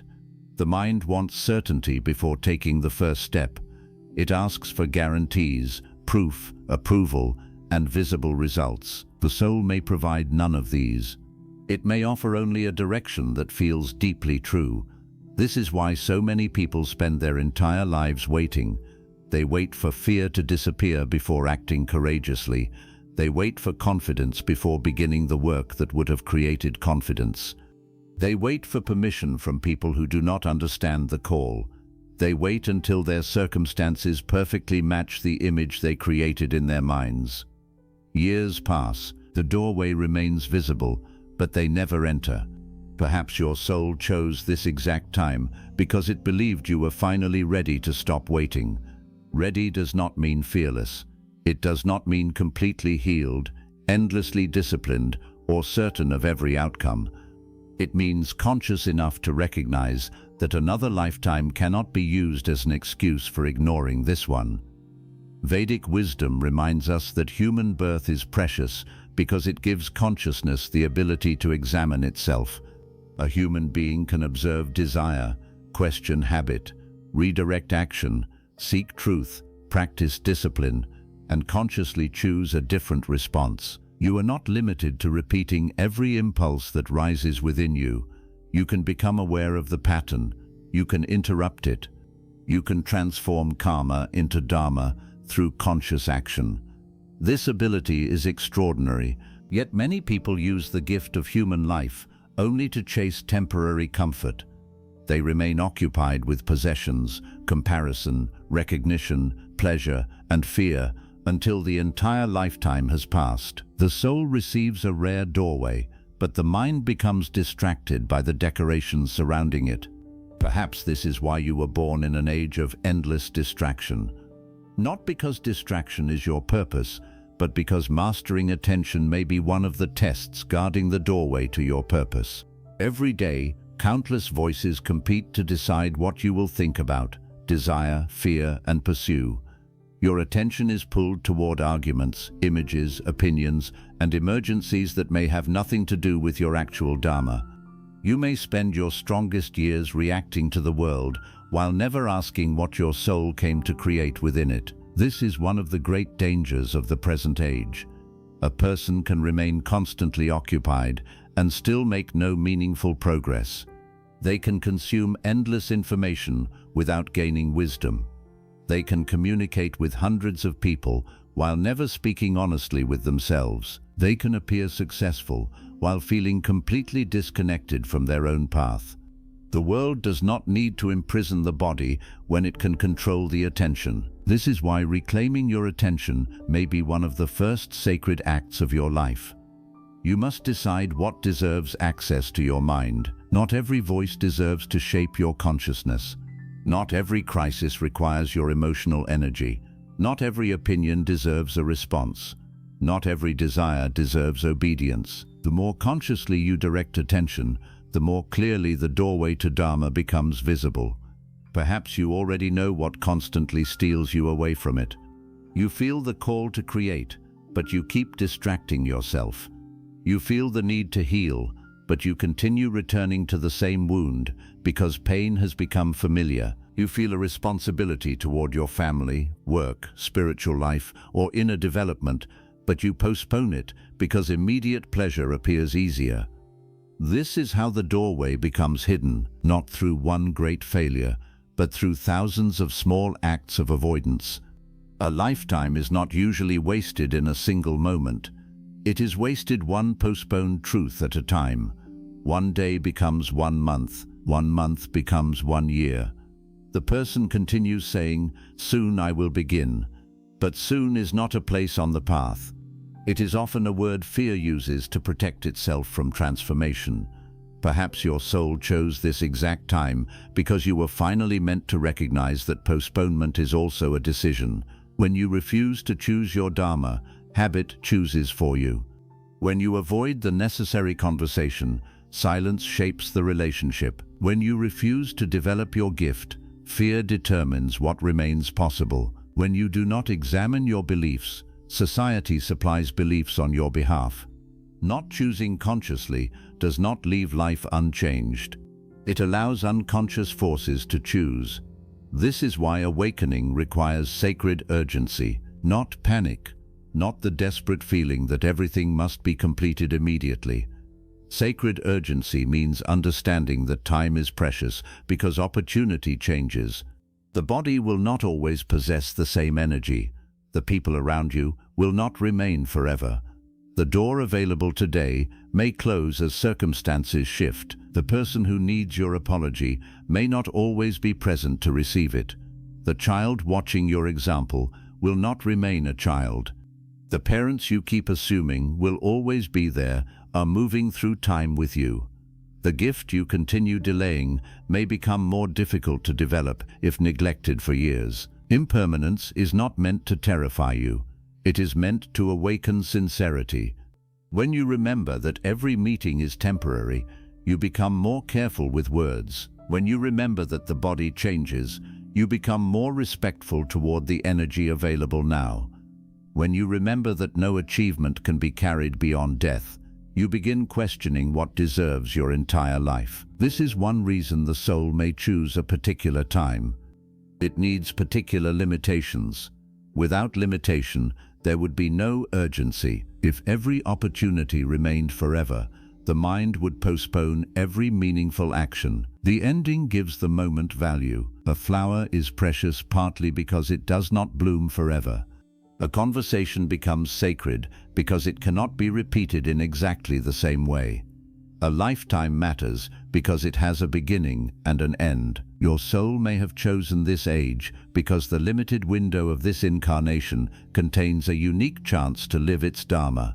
Perhaps there is a pattern that can end only through you, a truth that can be expressed only through your voice, a person who can be reached only through your presence, a responsibility that belongs to your place within this generation. You may not know the complete purpose yet, but you can recognize its direction by observing what life repeatedly asks from you. Life may keep asking you to become more disciplined. You continue seeking inspiration, but the lesson is consistency. You continue asking for a sign, but the sign has already appeared through the same responsibility, returning each day. Your soul may not need another message. It may need you to honor the message already given.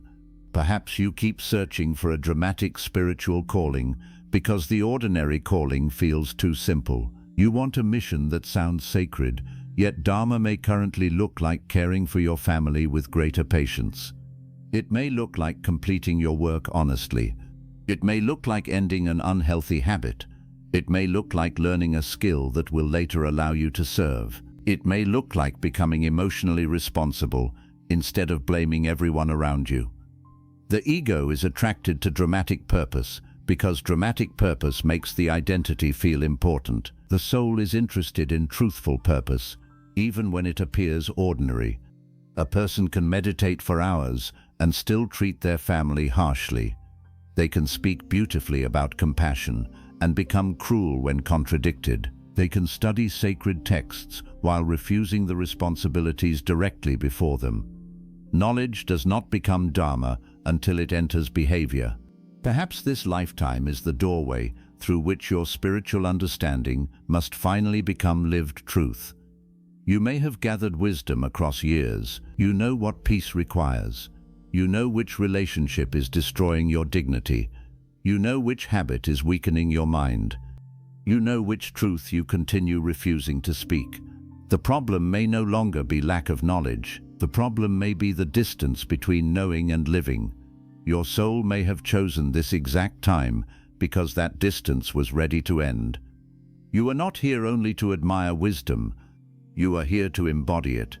It is easy to love the idea of detachment while everything remains within your control.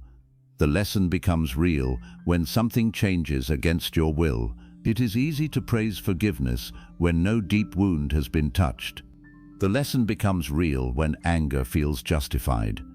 It is easy to speak of courage while no sacrifice is required. The lesson becomes real when truth may cost approval. This age is giving you many opportunities to turn spiritual ideas into character. Every challenge asks whether wisdom has remained in the mind or entered the heart. When someone disrespects you, can you protect your dignity without becoming consumed by revenge? When plans collapse, can you grieve without losing faith in the entire journey? When another person succeeds, can you celebrate without allowing comparison to poison your peace? When you make a mistake, can you accept responsibility without collapsing into shame? These ordinary moments may be more spiritually important than experiences that appear mystical. A vision can inspire you, a teaching can guide you, but character is formed through repeated choices when no one is watching. Perhaps your soul chose this age because the world offers endless opportunities to perform spirituality publicly while avoiding transformation privately. People can display sacred words, rituals, symbols, and identities before thousands. Yet the real measure remains hidden in how they treat the vulnerable, how they behave when angry, and whether their power makes others safer or smaller. Your soul may have chosen this time because it needed to learn the difference between appearance and essence. The doorway to Dharma cannot be entered through appearance alone. It requires integrity. Integrity means your inner truth and outer action gradually become aligned. You stop pretending to value what you repeatedly betray. You stop making promises to yourself that you never honor. You stop speaking of peace while feeding your mind constant conflict. You stop asking life for trust while behaving in ways that make trust impossible. This alignment creates tremendous energy. When a person is divided, much of their energy is spent hiding, defending, explaining, and maintaining contradictions. When the person becomes aligned, that energy becomes available for purpose. Perhaps exhaustion is not always caused by doing too much. Sometimes it comes from living too far away from what the soul knows is true. You wake each day performing a role that no longer belongs to you. You remain in a path because leaving would disappoint others. You silence your conscience because truth would require change. The outer life continues, but something within you becomes increasingly tired. This tiredness may not be weakness, it may be the soul withdrawing energy from a false direction. It may be telling you that a doorway has appeared and your current identity cannot pass through it unchanged. Every doorway requires leaving something behind.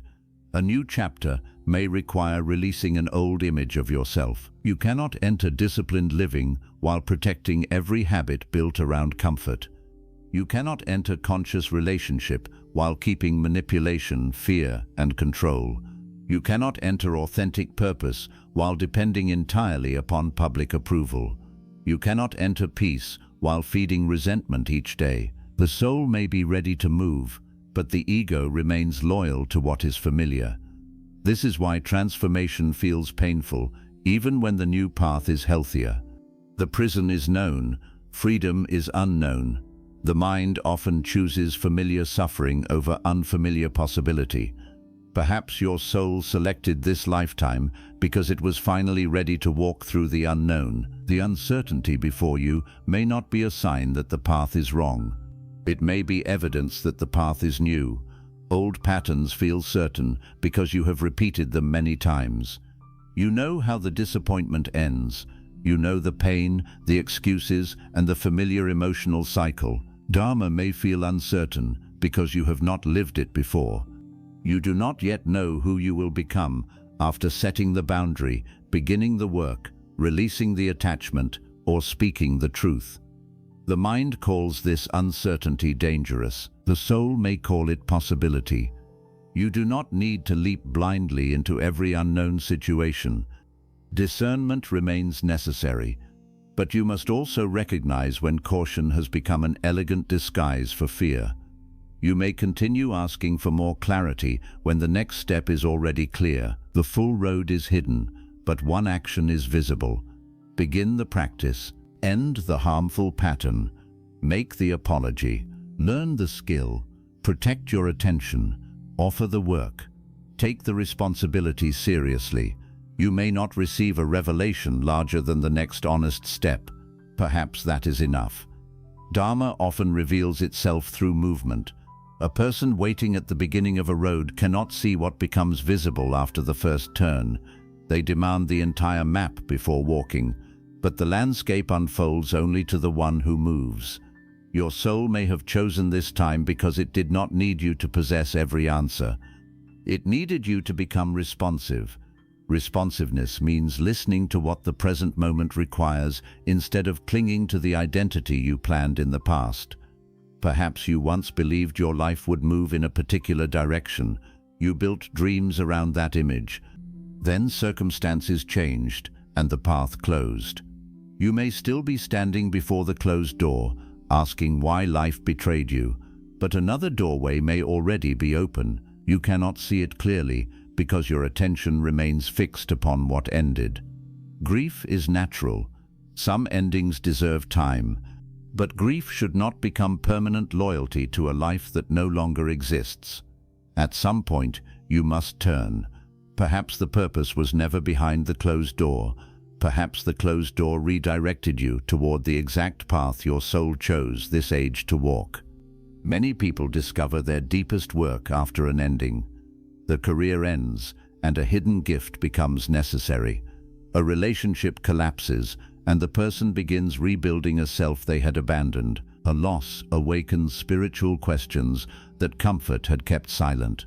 A public failure destroys an image and opens the possibility of authenticity. What looked like destruction becomes the removal of a false doorway. You may not understand the redirection while it is happening. The mind experiences only loss. Years later, you see the path that became possible because the previous path could not continue. Perhaps your soul knew this when it chose the timing of your birth. It knew which structures would rise and fall during your lifetime. It knew the world would change around you. It knew certain opportunities would disappear while others became possible for the first time. It entered because your dharma was connected to this transformation. You may be here to carry wisdom from one disappearing world into another emerging one. You may be here to preserve the sacred while changing the language through which it is shared. You may be here to help people remember their inner life during an age increasingly dominated by outer stimulation. You may be here to show that ancient wisdom does not belong only to the past. It can guide the modern mind through anxiety, comparison, grief, ambition, technology, and change. Perhaps your role is to become a bridge. A bridge does not belong entirely to one side. It touches both. This can feel lonely because people on each side may misunderstand you. Those deeply attached to the past may believe you have changed too much.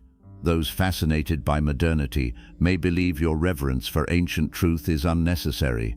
But perhaps your soul chose this exact time because it could carry both memory and adaptation. It could honor the roots without refusing the future. It could use modern tools while protecting timeless values. It could speak to people who would never enter a temple, read a scripture, or approach a traditional teacher. This is one of the extraordinary possibilities of this age. Wisdom can travel through unexpected doors. A person searching for relief may encounter a spiritual truth without knowing they were searching for it. Someone who has lost faith may hear one idea that reopens the heart. A teaching once limited by geography can cross the world within moments. The same age that spreads distraction can spread awakening. The question is what you will contribute to it. Will you add more noise, fear, comparison, and empty desire, or will your presence carry clarity? The doorway to Dharma may not be hidden in leaving the modern world completely. It may be found in deciding what quality of consciousness you bring into it. You can enter technology with discipline. You can enter business with fairness. You can enter leadership with humility. You can enter family life with awareness. You can enter creative work with responsibility for the attention you influence. Every field becomes spiritual when consciousness begins asking not only, "What can I gain?" but also, "What am I creating in the minds and lives of others?" Perhaps this lifetime is the doorway through which you learn that Dharma is not separate from daily life. It is the way you conduct daily life. It is present in how you earn, speak, choose, forgive, refuse, create, and serve. You do not become spiritual only when your eyes are closed in meditation. Meditation reveals its value when your eyes open and you meet the world differently. Can you remain aware in traffic, disagreement, pressure, temptation, and disappointment? Can you carry silence into a noisy room without demanding that the room become silent first?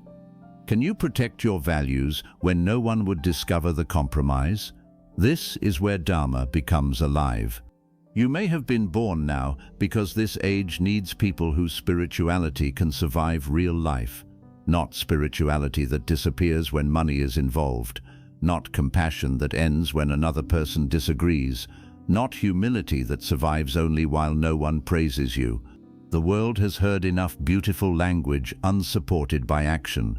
It needs embodied wisdom. Perhaps your soul chose this exact time because it was ready to become an example, not of perfection, but of sincere alignment.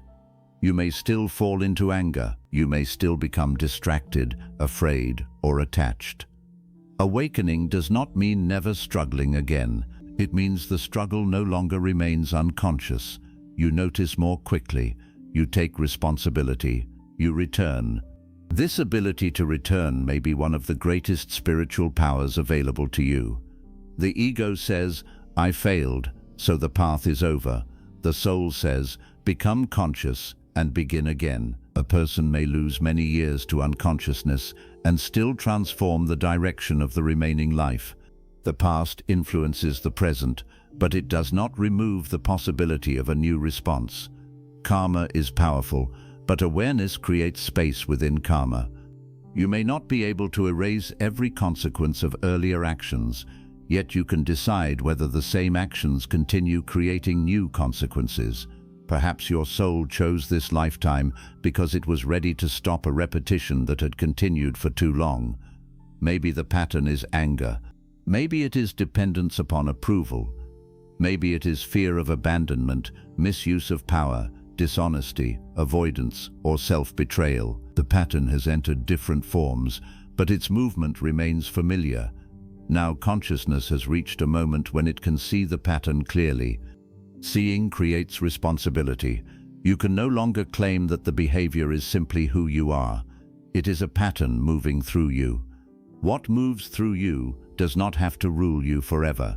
You are the awareness capable of observing it. This distinction is the beginning of freedom. When anger rises, you can witness it before acting. When craving appears, you can examine what emptiness it is attempting to escape. When jealousy appears, you can ask what neglected part of your life needs attention. When fear appears, you can listen without automatically obeying. The doorway to dharma may be hidden inside this pause. Between impulse and action, consciousness has a choice. Every conscious choice changes the direction of the path. One choice may appear too small to transform a lifetime, but a lifetime is built from repeated choices. A person does not become truthful through one grand declaration. They become truthful by choosing honesty again and again when dishonesty would be easier. A person becomes disciplined through ordinary acts completed without excitement. A person becomes compassionate through countless moments when cruelty was available but refused. Dharma is not only discovered, it is built. Perhaps your soul chose this exact time because the present age would offer countless opportunities to build it. Every distraction becomes an opportunity to reclaim attention. Every conflict becomes an opportunity to practice awareness. Every temptation becomes an opportunity to examine desire. Every ending becomes an opportunity to release attachment. Every relationship becomes an opportunity to bring greater consciousness into connection. The age itself becomes a spiritual practice. This changes how you view difficulty. You no longer ask only how quickly you can escape the challenge. You also ask what quality the challenge allows you to develop. This does not mean remaining inside preventable suffering or refusing necessary help. Dharma may require leaving danger, seeking support, or protecting yourself. The spiritual lesson is not always endurance. Sometimes it is the courage to stop enduring what destroys the soul. Many people confuse patience with passivity. They remain trapped for years, believing that spiritual strength means accepting everything. But awareness also creates boundaries. A doorway toward Dharma may require closing another door firmly. You may need to disappoint someone who benefited from your lack of boundaries. You may need to leave a path that appears respectable but empties your spirit. You may need to refuse a role assigned by family, society, or tradition when that role violates your deepest truth. This decision can carry guilt. The mind asks, "What will people think?" The soul asks, "What will become of this life if I continue betraying what I know?" You must distinguish rebellion, driven by ego, from redirection, guided by Dharma. Ego rejects responsibility because responsibility feels uncomfortable. Dharma may lead you toward greater responsibility, even when the path looks less conventional. Ego seeks freedom from every commitment. Dharma seeks freedom from false commitments, so that true commitments can be honored fully. This distinction requires honesty. Are you leaving because the path is wrong, or because the path demands discipline? Are you remaining because the path is right, or because you fear judgment? No outside voice can answer every question for you. Teachers, scriptures, and wise companions can guide, but the inner work remains yours. Perhaps your soul chose this lifetime because discernment itself is part of the doorway. You are not meant to follow every voice blindly. You are meant to awaken the capacity to recognize truth. Truth often has a different quality from fear. Fear rushes. Fear demands immediate obedience. Fear speaks through shame, threat, comparison, and the need to prove yourself. Dharma can be urgent, but its urgency possesses clarity. It may ask something difficult, yet beneath the difficulty there is a quiet sense of alignment. You may feel afraid while still knowing the step is true. This subtle knowing must be protected from noise. If you never enter silence, you may mistake the loudest voice for the wisest one. This is why solitude may be part of your path, not endless isolation, but enough space to hear yourself beneath expectation. You need moments where you are not performing for family, society, or strangers. Moments where the question is not, "How do I look?" but "What is true?" In silence, borrowed desires begin to weaken. You recognize how many goals were inherited from people who never asked what made your soul alive. You discover that some ambitions were attempts to earn love. Some achievements were attempts to silence insecurity. Some relationships were attempts to escape loneliness rather than share genuine connection. This recognition can be painful. It may reveal that you have spent years climbing a ladder resting against the wrong wall. But seeing the truth is not failure, it is grace. Failure would be seeing and continuing only because turning around feels embarrassing. Your soul may have chosen this time because the age provides many ladders and very little guidance about which ones matter. You can spend your entire life becoming successful at something that makes you spiritually empty. The world may praise you while your inner being quietly disappears. This is why outer achievement cannot be the only measure of dharma. Ask what your success is making you become. Does the path deepen your integrity, courage, service, and awareness, or does it increase greed, fear, exhaustion, and disconnection? No path is free from difficulty, but there is a difference between the fatigue of meaningful effort and the exhaustion of permanent self-betrayal. One stretches you, the other empties you. Your soul may have chosen this exact time because it needed you to learn the difference. Perhaps your dharma does not require abandoning ambition. It may require purifying it. Ambition can serve ego, or it can serve contribution. You can desire influence so that others admire you, or because a meaningful message deserves to reach more people. You can desire wealth only to prove superiority, or because resources allow you to protect, create, employ, and serve responsibly. You can seek excellence to dominate others, or because your gift deserves discipline. The outer goal may look similar. The motive changes the karma. This is why self-examination must continue even after you find your path. The ego can enter spiritual work. It can use service to create identity. It can use wisdom to feel superior. It can use sacrifice to demand gratitude. Finding the doorway is not enough. You must remain conscious while walking through it. Perhaps this is why your purpose has not been revealed all at once. If the whole mission had appeared before your character was ready, the ego might have claimed ownership. Life gives responsibility gradually. One person to help, one skill to develop, one temptation to master, one level of recognition to carry without becoming lost. Each stage prepares the consciousness for the next. You may believe the present chapter is too small, but perhaps it is examining whether you can honor small responsibilities before larger ones arrive. Can you serve when no one praises you? Can you remain disciplined when results are invisible? Can you treat one person with the same dignity you would offer an audience of thousands? The soul's purpose is not proven by how you behave when everyone is watching. It is revealed by what you do when only your own consciousness witnesses the choice. This is where karma is shaped most deeply. You may deceive the world, but you cannot completely deceive the part of yourself that knows. Every act leaves an impression. When you repeatedly betray your own truth, self-trust weakens. When you repeatedly honor it, inner strength grows. Perhaps the doorway to your dharma is guarded by self-trust. You keep waiting to feel confident, But confidence may grow only after you begin keeping promises to yourself. You say you will rise early, practice, create, meditate, learn, heal, or set a boundary. Then discomfort arrives, and you abandon the promise. Each abandonment teaches the mind that your own words have little power. This is why beginning again must include rebuilding trust through smaller commitments. Do not promise a transformation so large that your current discipline cannot carry it.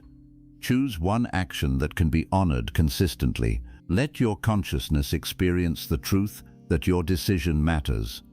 A small promise kept is spiritually stronger than a grand promise repeatedly broken. Your soul may have chosen this age because people are surrounded by motivation but starving for commitment. They become excited, begin intensely, and disappear when novelty fades.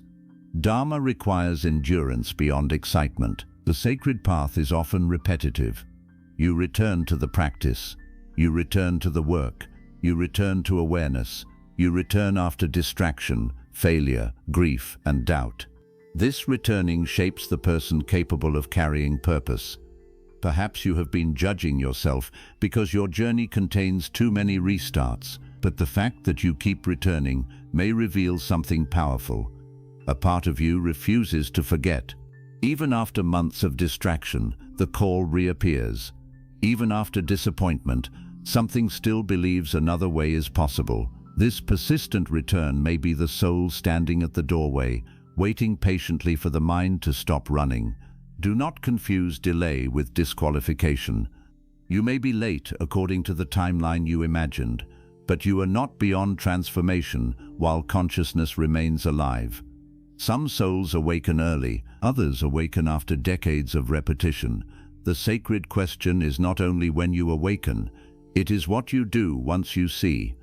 Will you use the past as an excuse to continue sleeping, or will the regret become energy for a more conscious future? Regret can become another prison if you repeatedly punish yourself without changing behavior. True remorse is different. It sees clearly, accepts responsibility, repairs what can be repaired, and chooses differently. The doorway to Dharma may require forgiveness of yourself, not forgiveness that avoids accountability, but forgiveness that releases the belief that you are permanently equal to your worst mistake. You are responsible for what you have done. You are also responsible for what you become after recognizing it. If you continue identifying only with the past, you may use shame to avoid the future. Shame says, "I am unworthy of transformation." The soul says, "Transform because consciousness has finally seen." Perhaps your soul chose this lifetime because it contained not only the chance to complete a purpose, but also the chance to repair what was left unfinished. A relationship that needs honest closure, a debt that requires repayment, a responsibility that was previously avoided, a gift that remained undeveloped, a pattern that must be interrupted. You may feel these unfinished movements as restlessness. Life seems outwardly acceptable, yet something remains unresolved. Do not silence this feeling immediately. Examine it. What continues asking to be completed? Completion does not always mean achieving the original desire. Sometimes completion means releasing it consciously. You may never receive the apology. You may never restore the relationship. You may never become the person you once imagined. Completion may be accepting reality without continuing to fight an invisible past. It may mean taking the lesson and ending the emotional dependence upon a different ending. This too can be Dharma. The soul does not need every story to end according to the ego's preference. It needs consciousness to stop remaining trapped inside the story. Perhaps one of the reasons you were born now is to complete something through release. You may have carried a desire for recognition for years. Life denied it repeatedly, not because your contribution lacked value, but because the lesson was freedom from dependence upon applause. You may have chased one person, believing reunion would heal you, while the deeper lesson was to stop abandoning yourself. You may have pursued security through possessions, only to discover that fear continued even after acquiring them. The unfulfilled desire may reveal the doorway. Not every desire is meant to be satisfied. Some desires are meant to be understood. What do you believe receiving this thing will prove? That you are lovable, successful, safe, worthy? Perhaps the object is not the deepest desire. The deeper desire is an inner state you believe the object will create. Your soul may have chosen this age because external objects are more available than ever, yet lasting satisfaction remains rare. Humanity is being forced to confront a profound truth. Abundance outside cannot automatically heal emptiness inside. You can possess more and still feel incomplete. You can receive attention and remain unseen by yourself. You can have endless entertainment and never experience joy. This age exposes the limitation of material fulfillment with unusual clarity. Perhaps your doorway to dharma opens when you stop asking the world to provide the identity only consciousness can discover. You begin serving not to prove value, but because value is already understood.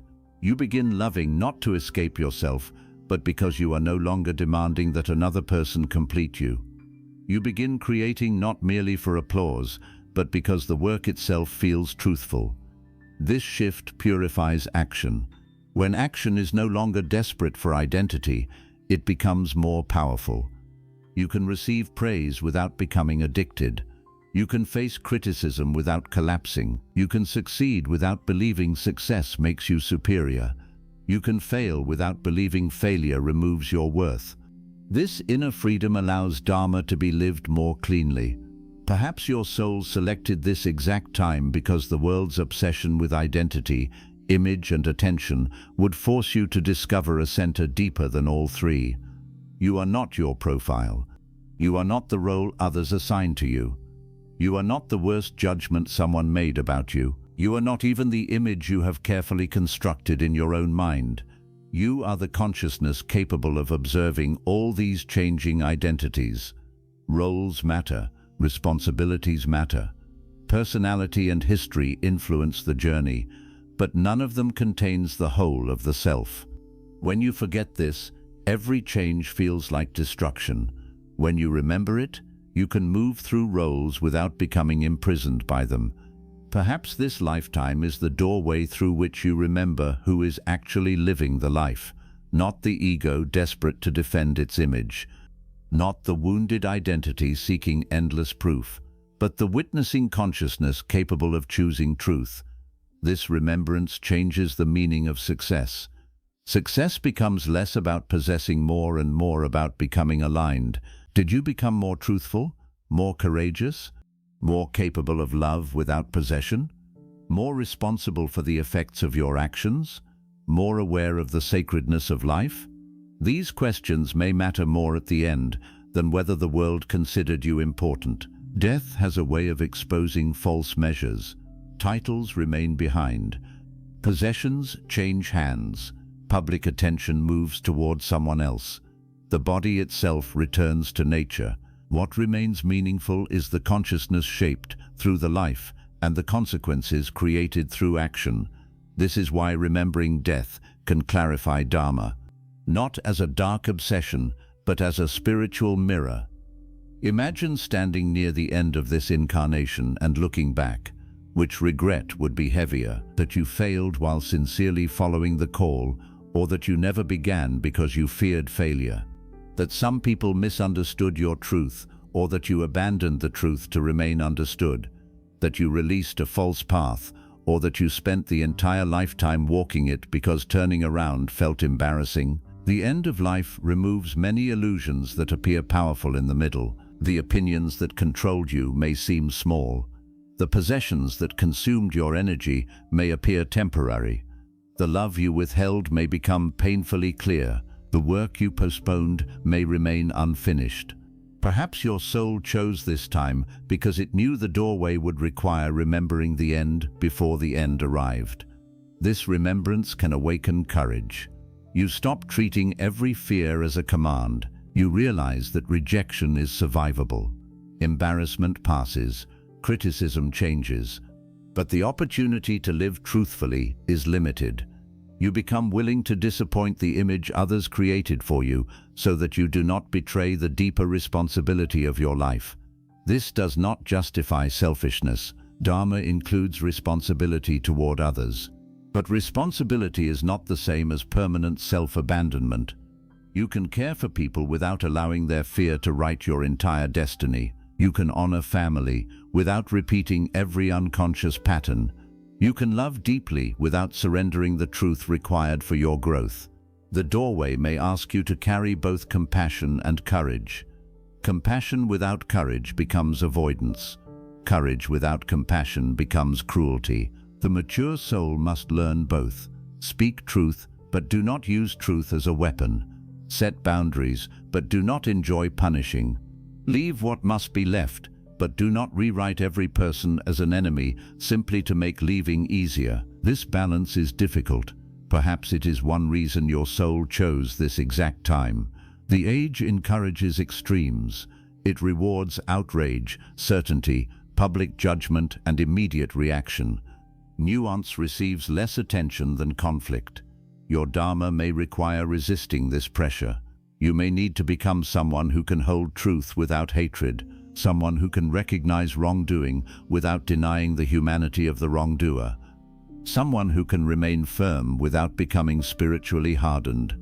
This is not weakness, it is mastery. The doorway to your purpose may open through the quality of consciousness you bring to conflict. Many people reveal their deepest unconsciousness when opposed. They become the very thing they claim to resist. A person condemns cruelty through cruel behavior. They defend truth through deception. They demand respect while humiliating others. The soul's test is not only what cause you support, it is what your method makes you become. Perhaps your lifetime contains the doorway through which you learn that dharma cannot be protected by abandoning dharma. Truth does not need hatred to remain true. Strength does not require domination.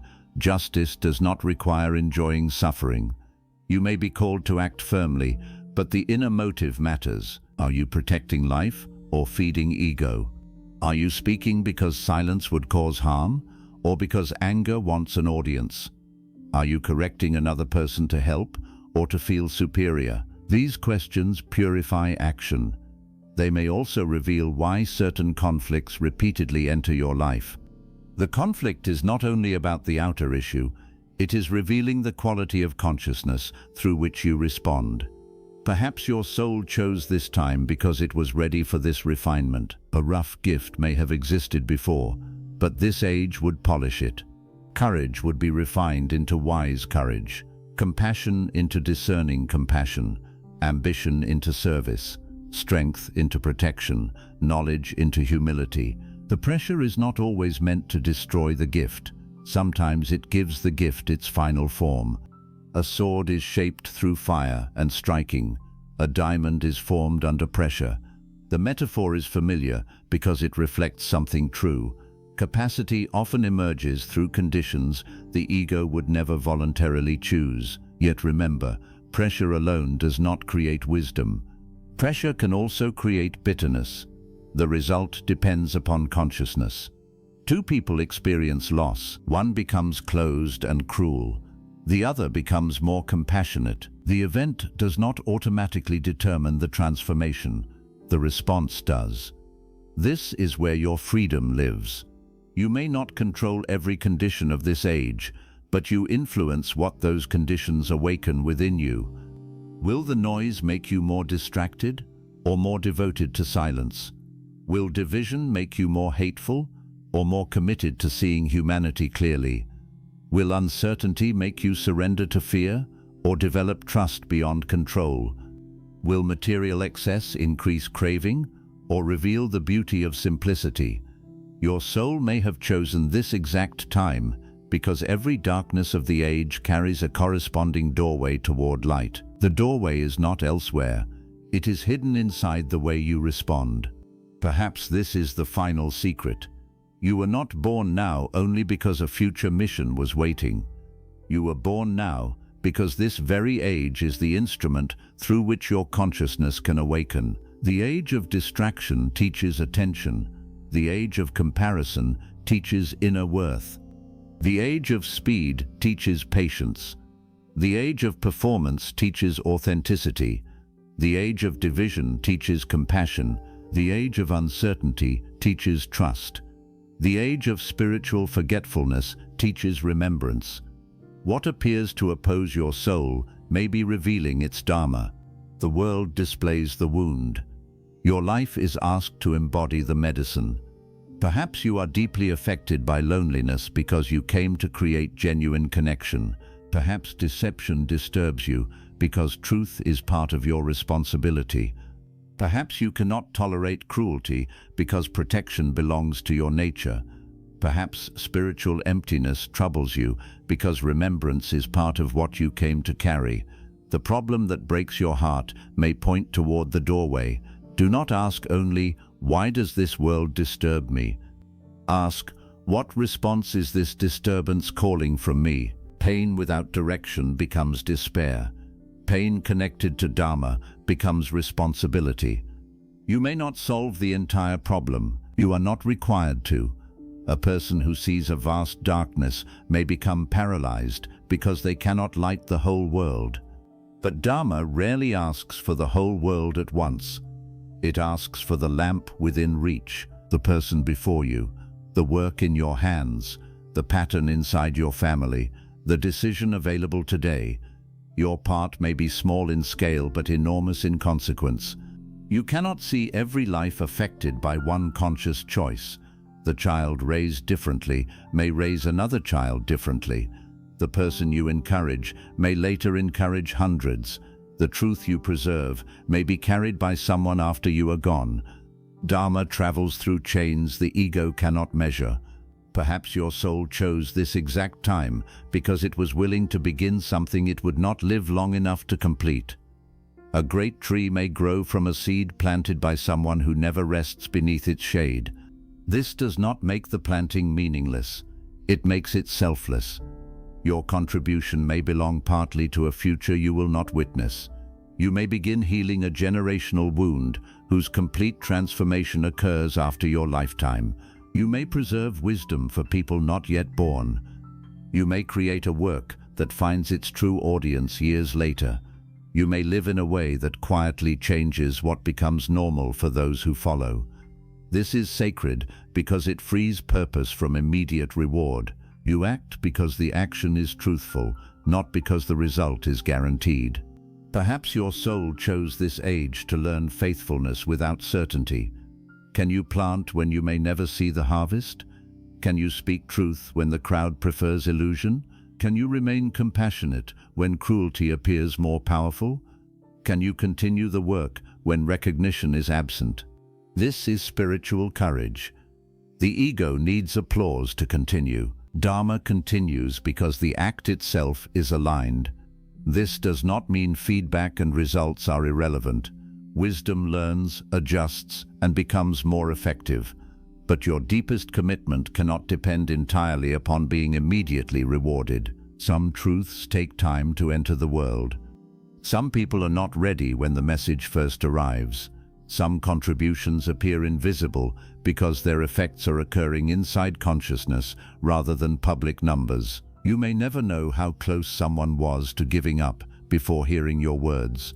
You may never know that your calm response prevented a family conflict from becoming a permanent wound. You may never know that one act of fairness changed how a person understood humanity. The soul's work is not always visible. This is why humility and faith must walk together. You offer sincerely, you examine your motives, you improve your skill, then you release complete control over the outcome.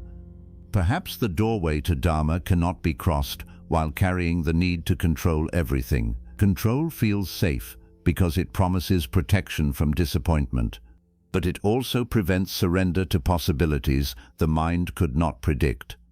Many of the most meaningful moments in life arrive through unexpected paths. A failure creates a meeting. A delay protects you from the wrong opportunity. A loss redirects attention toward a neglected gift.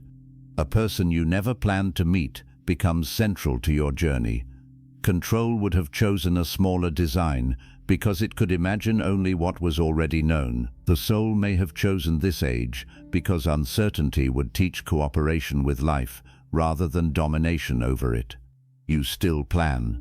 You still act responsibly, but you stop believing that every deviation from the plan is disaster. You become curious. What is this change revealing? What is this ending making possible? What part of me is life asking to mature? This curiosity transforms the relationship with fate. You are no longer a passive victim of every event, nor do you claim complete control over the universe. You become a participant. Karma presents conditions. Consciousness responds. Dharma emerges through the quality of that response. Perhaps this is why your soul selected this exact time, because the conditions were finally capable of meeting a consciousness ready to respond differently. The age gives you tools earlier generations never possessed. Access to teachings, communication, travel, knowledge, and forms of creation that can magnify your contribution. It also gives you temptations of equal power, distraction, comparison, manipulation, endless consumption, and the possibility of living almost entirely through appearance. The same tool can awaken or imprison. The same technology can carry wisdom or spread fear. The same opportunity can serve dharma or inflate ego. This dual possibility may be the examination your soul came to face. Can you use power without becoming possessed by it? Can you hold attention without exploiting it? Can you gain influence without forgetting responsibility? Can you enter abundance without losing contentment? These questions may define the spiritual test of your generation. Your dharma may not be to reject every modern tool. It may be to use those tools consciously, to carry ancient wisdom through new pathways without emptying it of depth, to create without manipulating, to speak without feeding fear, to build success without worshipping it. To remember that attention belongs to living human minds and should not be treated carelessly. Perhaps your soul chose this exact time because it was capable of learning this responsibility, and perhaps your presence in this age is already part of the answer. You may not feel powerful. You may feel uncertain, tired, or late. But the doorway does not always require power as the world defines it. It requires willingness, willingness to see, willingness to change, willingness to begin before certainty arrives, willingness to become responsible for the light you carry. The door may be narrow because you cannot pass through while carrying every old identity, resentment, excuse, and attachment. Something must be released. Ask yourself what you already know you must stop carrying. A grudge that has become part of your personality. A relationship you keep chasing despite repeated disrespect. An image of success that belongs to someone else. A habit that steals the energy required for purpose. A fear of judgment that has controlled your voice for years. You may not need more signs. The heaviness itself may be the sign. The soul often feels lighter when moving toward truth, even when the path is difficult. It may feel afraid, but beneath the fear there is movement. False paths may provide temporary comfort, yet beneath the comfort there is contraction. Observe what expands honesty, courage, compassion, and inner steadiness. Observe what repeatedly demands self-betrayal. These observations may reveal which doorway belongs to your dharma. Still, no one can walk through it for you. A teacher can point, a scripture can illuminate, a loved one can encourage, but the choice remains within your consciousness. This is both frightening and sacred.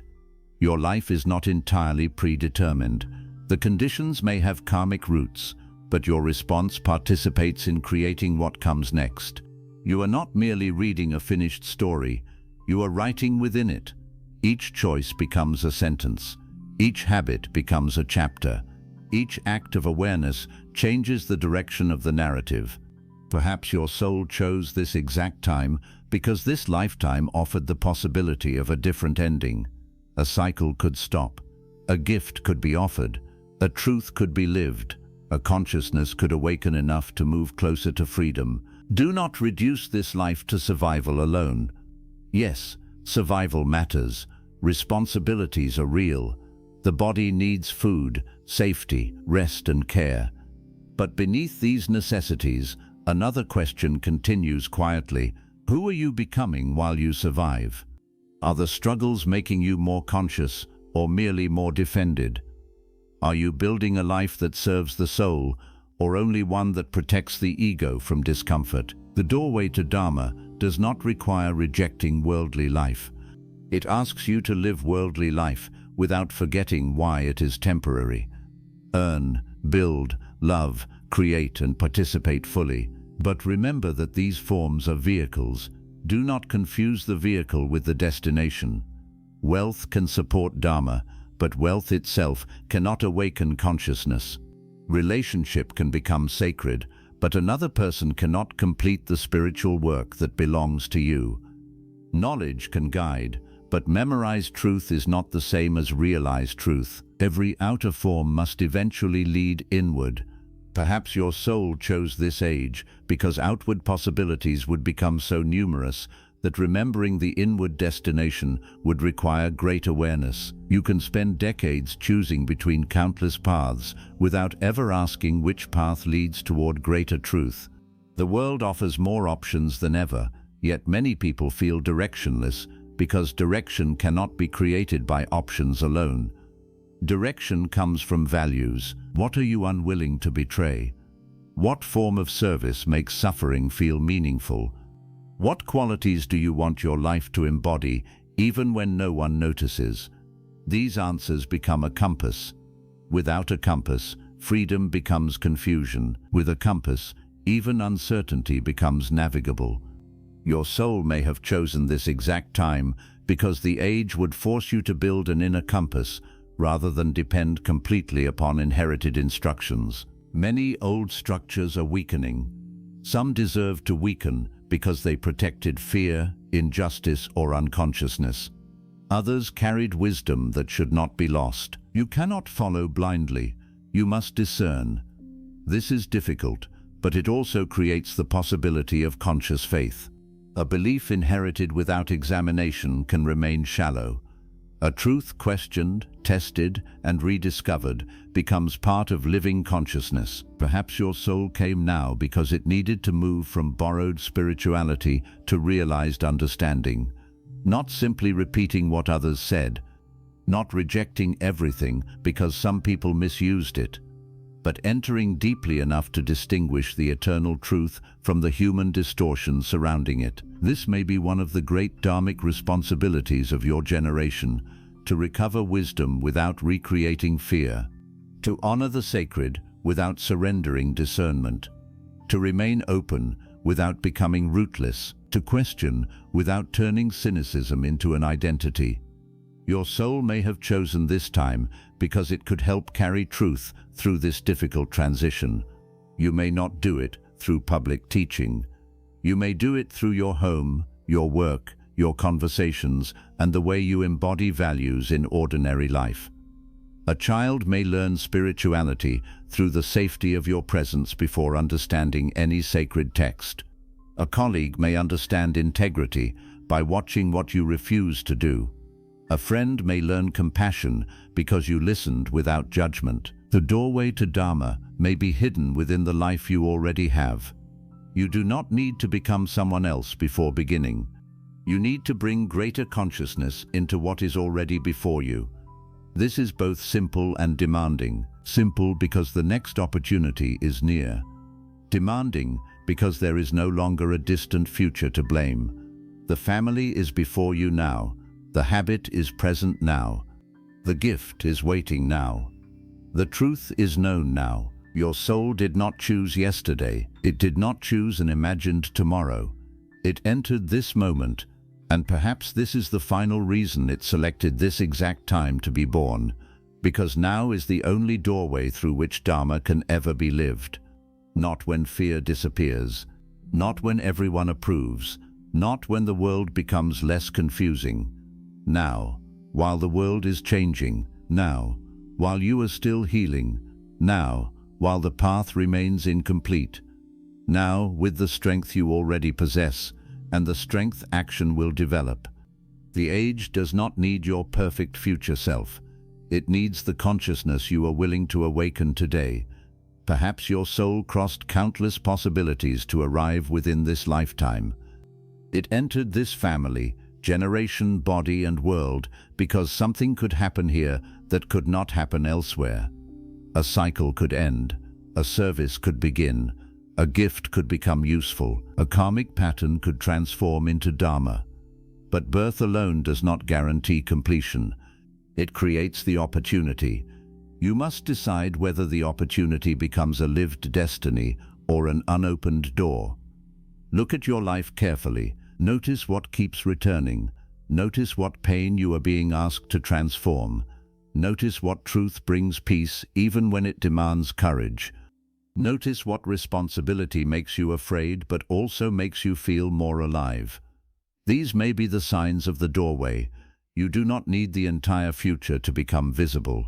You need the courage to honor the next truthful step. Perhaps one day, at the end of this incarnation, you will understand why the timing mattered. You will see how one delay protected you, how one loss redirected you, how one relationship awakened you, and how one small decision changed the direction of many lives. You may discover that the age you once considered too chaotic was the exact environment in which your soul learned clarity. The loneliness taught connection, the noise taught silence, the uncertainty taught trust. The darkness taught you to carry light, and the world you once believed was the wrong place for your soul became the very place where your soul finally remembered what it came to become. You were not born too early. You were not born too late. And you were not sent into this difficult age by mistake. Your soul could have entered another century, another culture, another family, and another version of the world. Yet it arrived here during a time of rapid change, endless distraction, spiritual confusion, and extraordinary possibility. Perhaps it came now because this age contains the exact conditions required for your awakening. The noise may be teaching you to protect silence. The comparison may be teaching you to recognize your inner worth. The uncertainty may be teaching you to trust something deeper than control. The darkness may be awakening a light within you that comfort could never have revealed. And the people surrounding you, those who loved you, challenged you, abandoned you, believed in you, or wounded you, may all be connected to the reason your soul chose this exact moment. Some came to support your journey. Some came to expose your unfinished wounds. Some came to teach you what love truly means. Others came to show you what you must never accept again. But none of these meetings has been meaningless if it has brought you closer to awareness. Perhaps you have spent years asking why your life has been so difficult. Why did you enter this family? Why did certain dreams collapse? Why did the same pain keep returning through different people? Why were you born into a world that often feels spiritually lost? Maybe the deeper question is not why life gave you these conditions. Maybe the deeper question is what your soul believed you could become through them. Perhaps your soul saw a family pattern repeated for generations and said, "Let it end with me." Perhaps it saw a world filled with false appearances and said, "I will learn to live truthfully." Perhaps it saw loneliness spreading through millions of hearts and said, "I will become a source of genuine connection."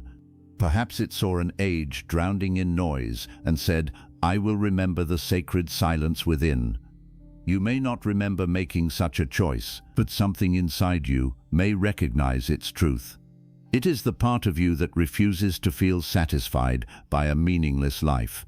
It is the quiet force that continues calling you back after distraction.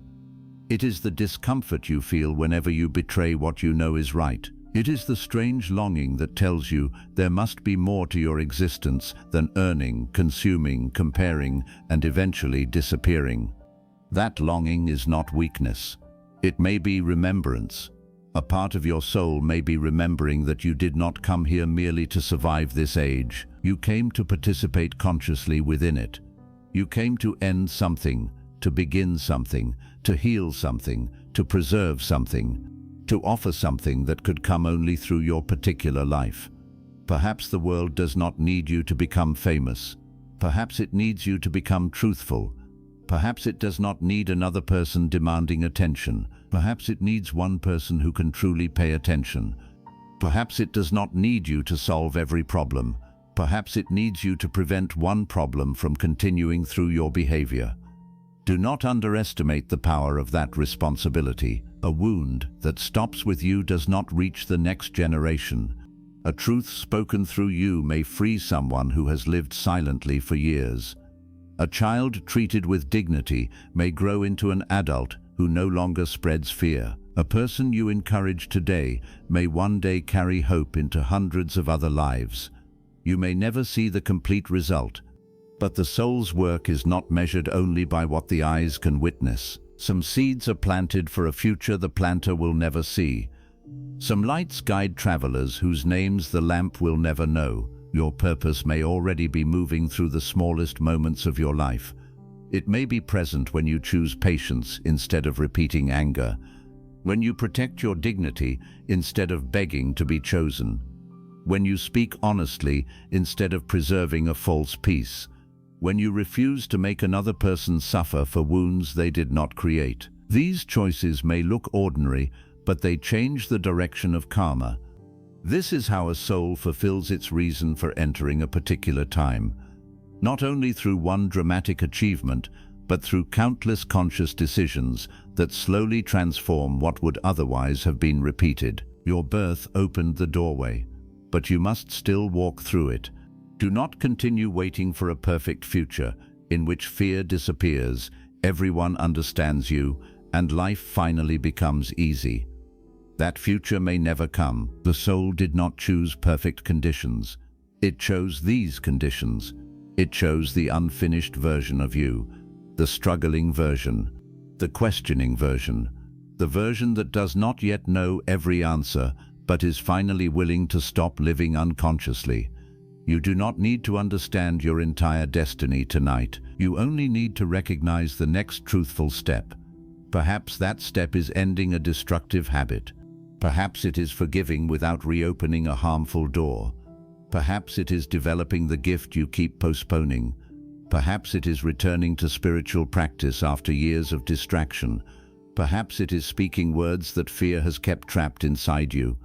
The doorway to dharma may not announce itself with thunder. It may appear as the responsibility you keep avoiding, the truth you keep postponing, the work you continue feeling called to begin, the person you know you must become. Listen carefully. Your life may already be showing you why you came. And one day, when this incarnation approaches its final breath, perhaps you will look back and understand that nothing about the timing was random. The age of distraction taught you attention. The age of illusion taught you discernment. The age of division taught you compassion. The age of speed taught you patience. The age of spiritual forgetfulness taught you remembrance. You will see that the world you once believed was too broken for your soul was the exact world in which your soul discovered its strength. So stop asking whether you were born at the wrong time. You are here now. The people connected to your journey are here now. The lesson is unfolding now. The gift is waiting now. And the doorway is open now. Before you leave, subscribe to Akashic Vedas and write this declaration in the comments. My soul chose this time for a reason. Do not write it as an empty sentence.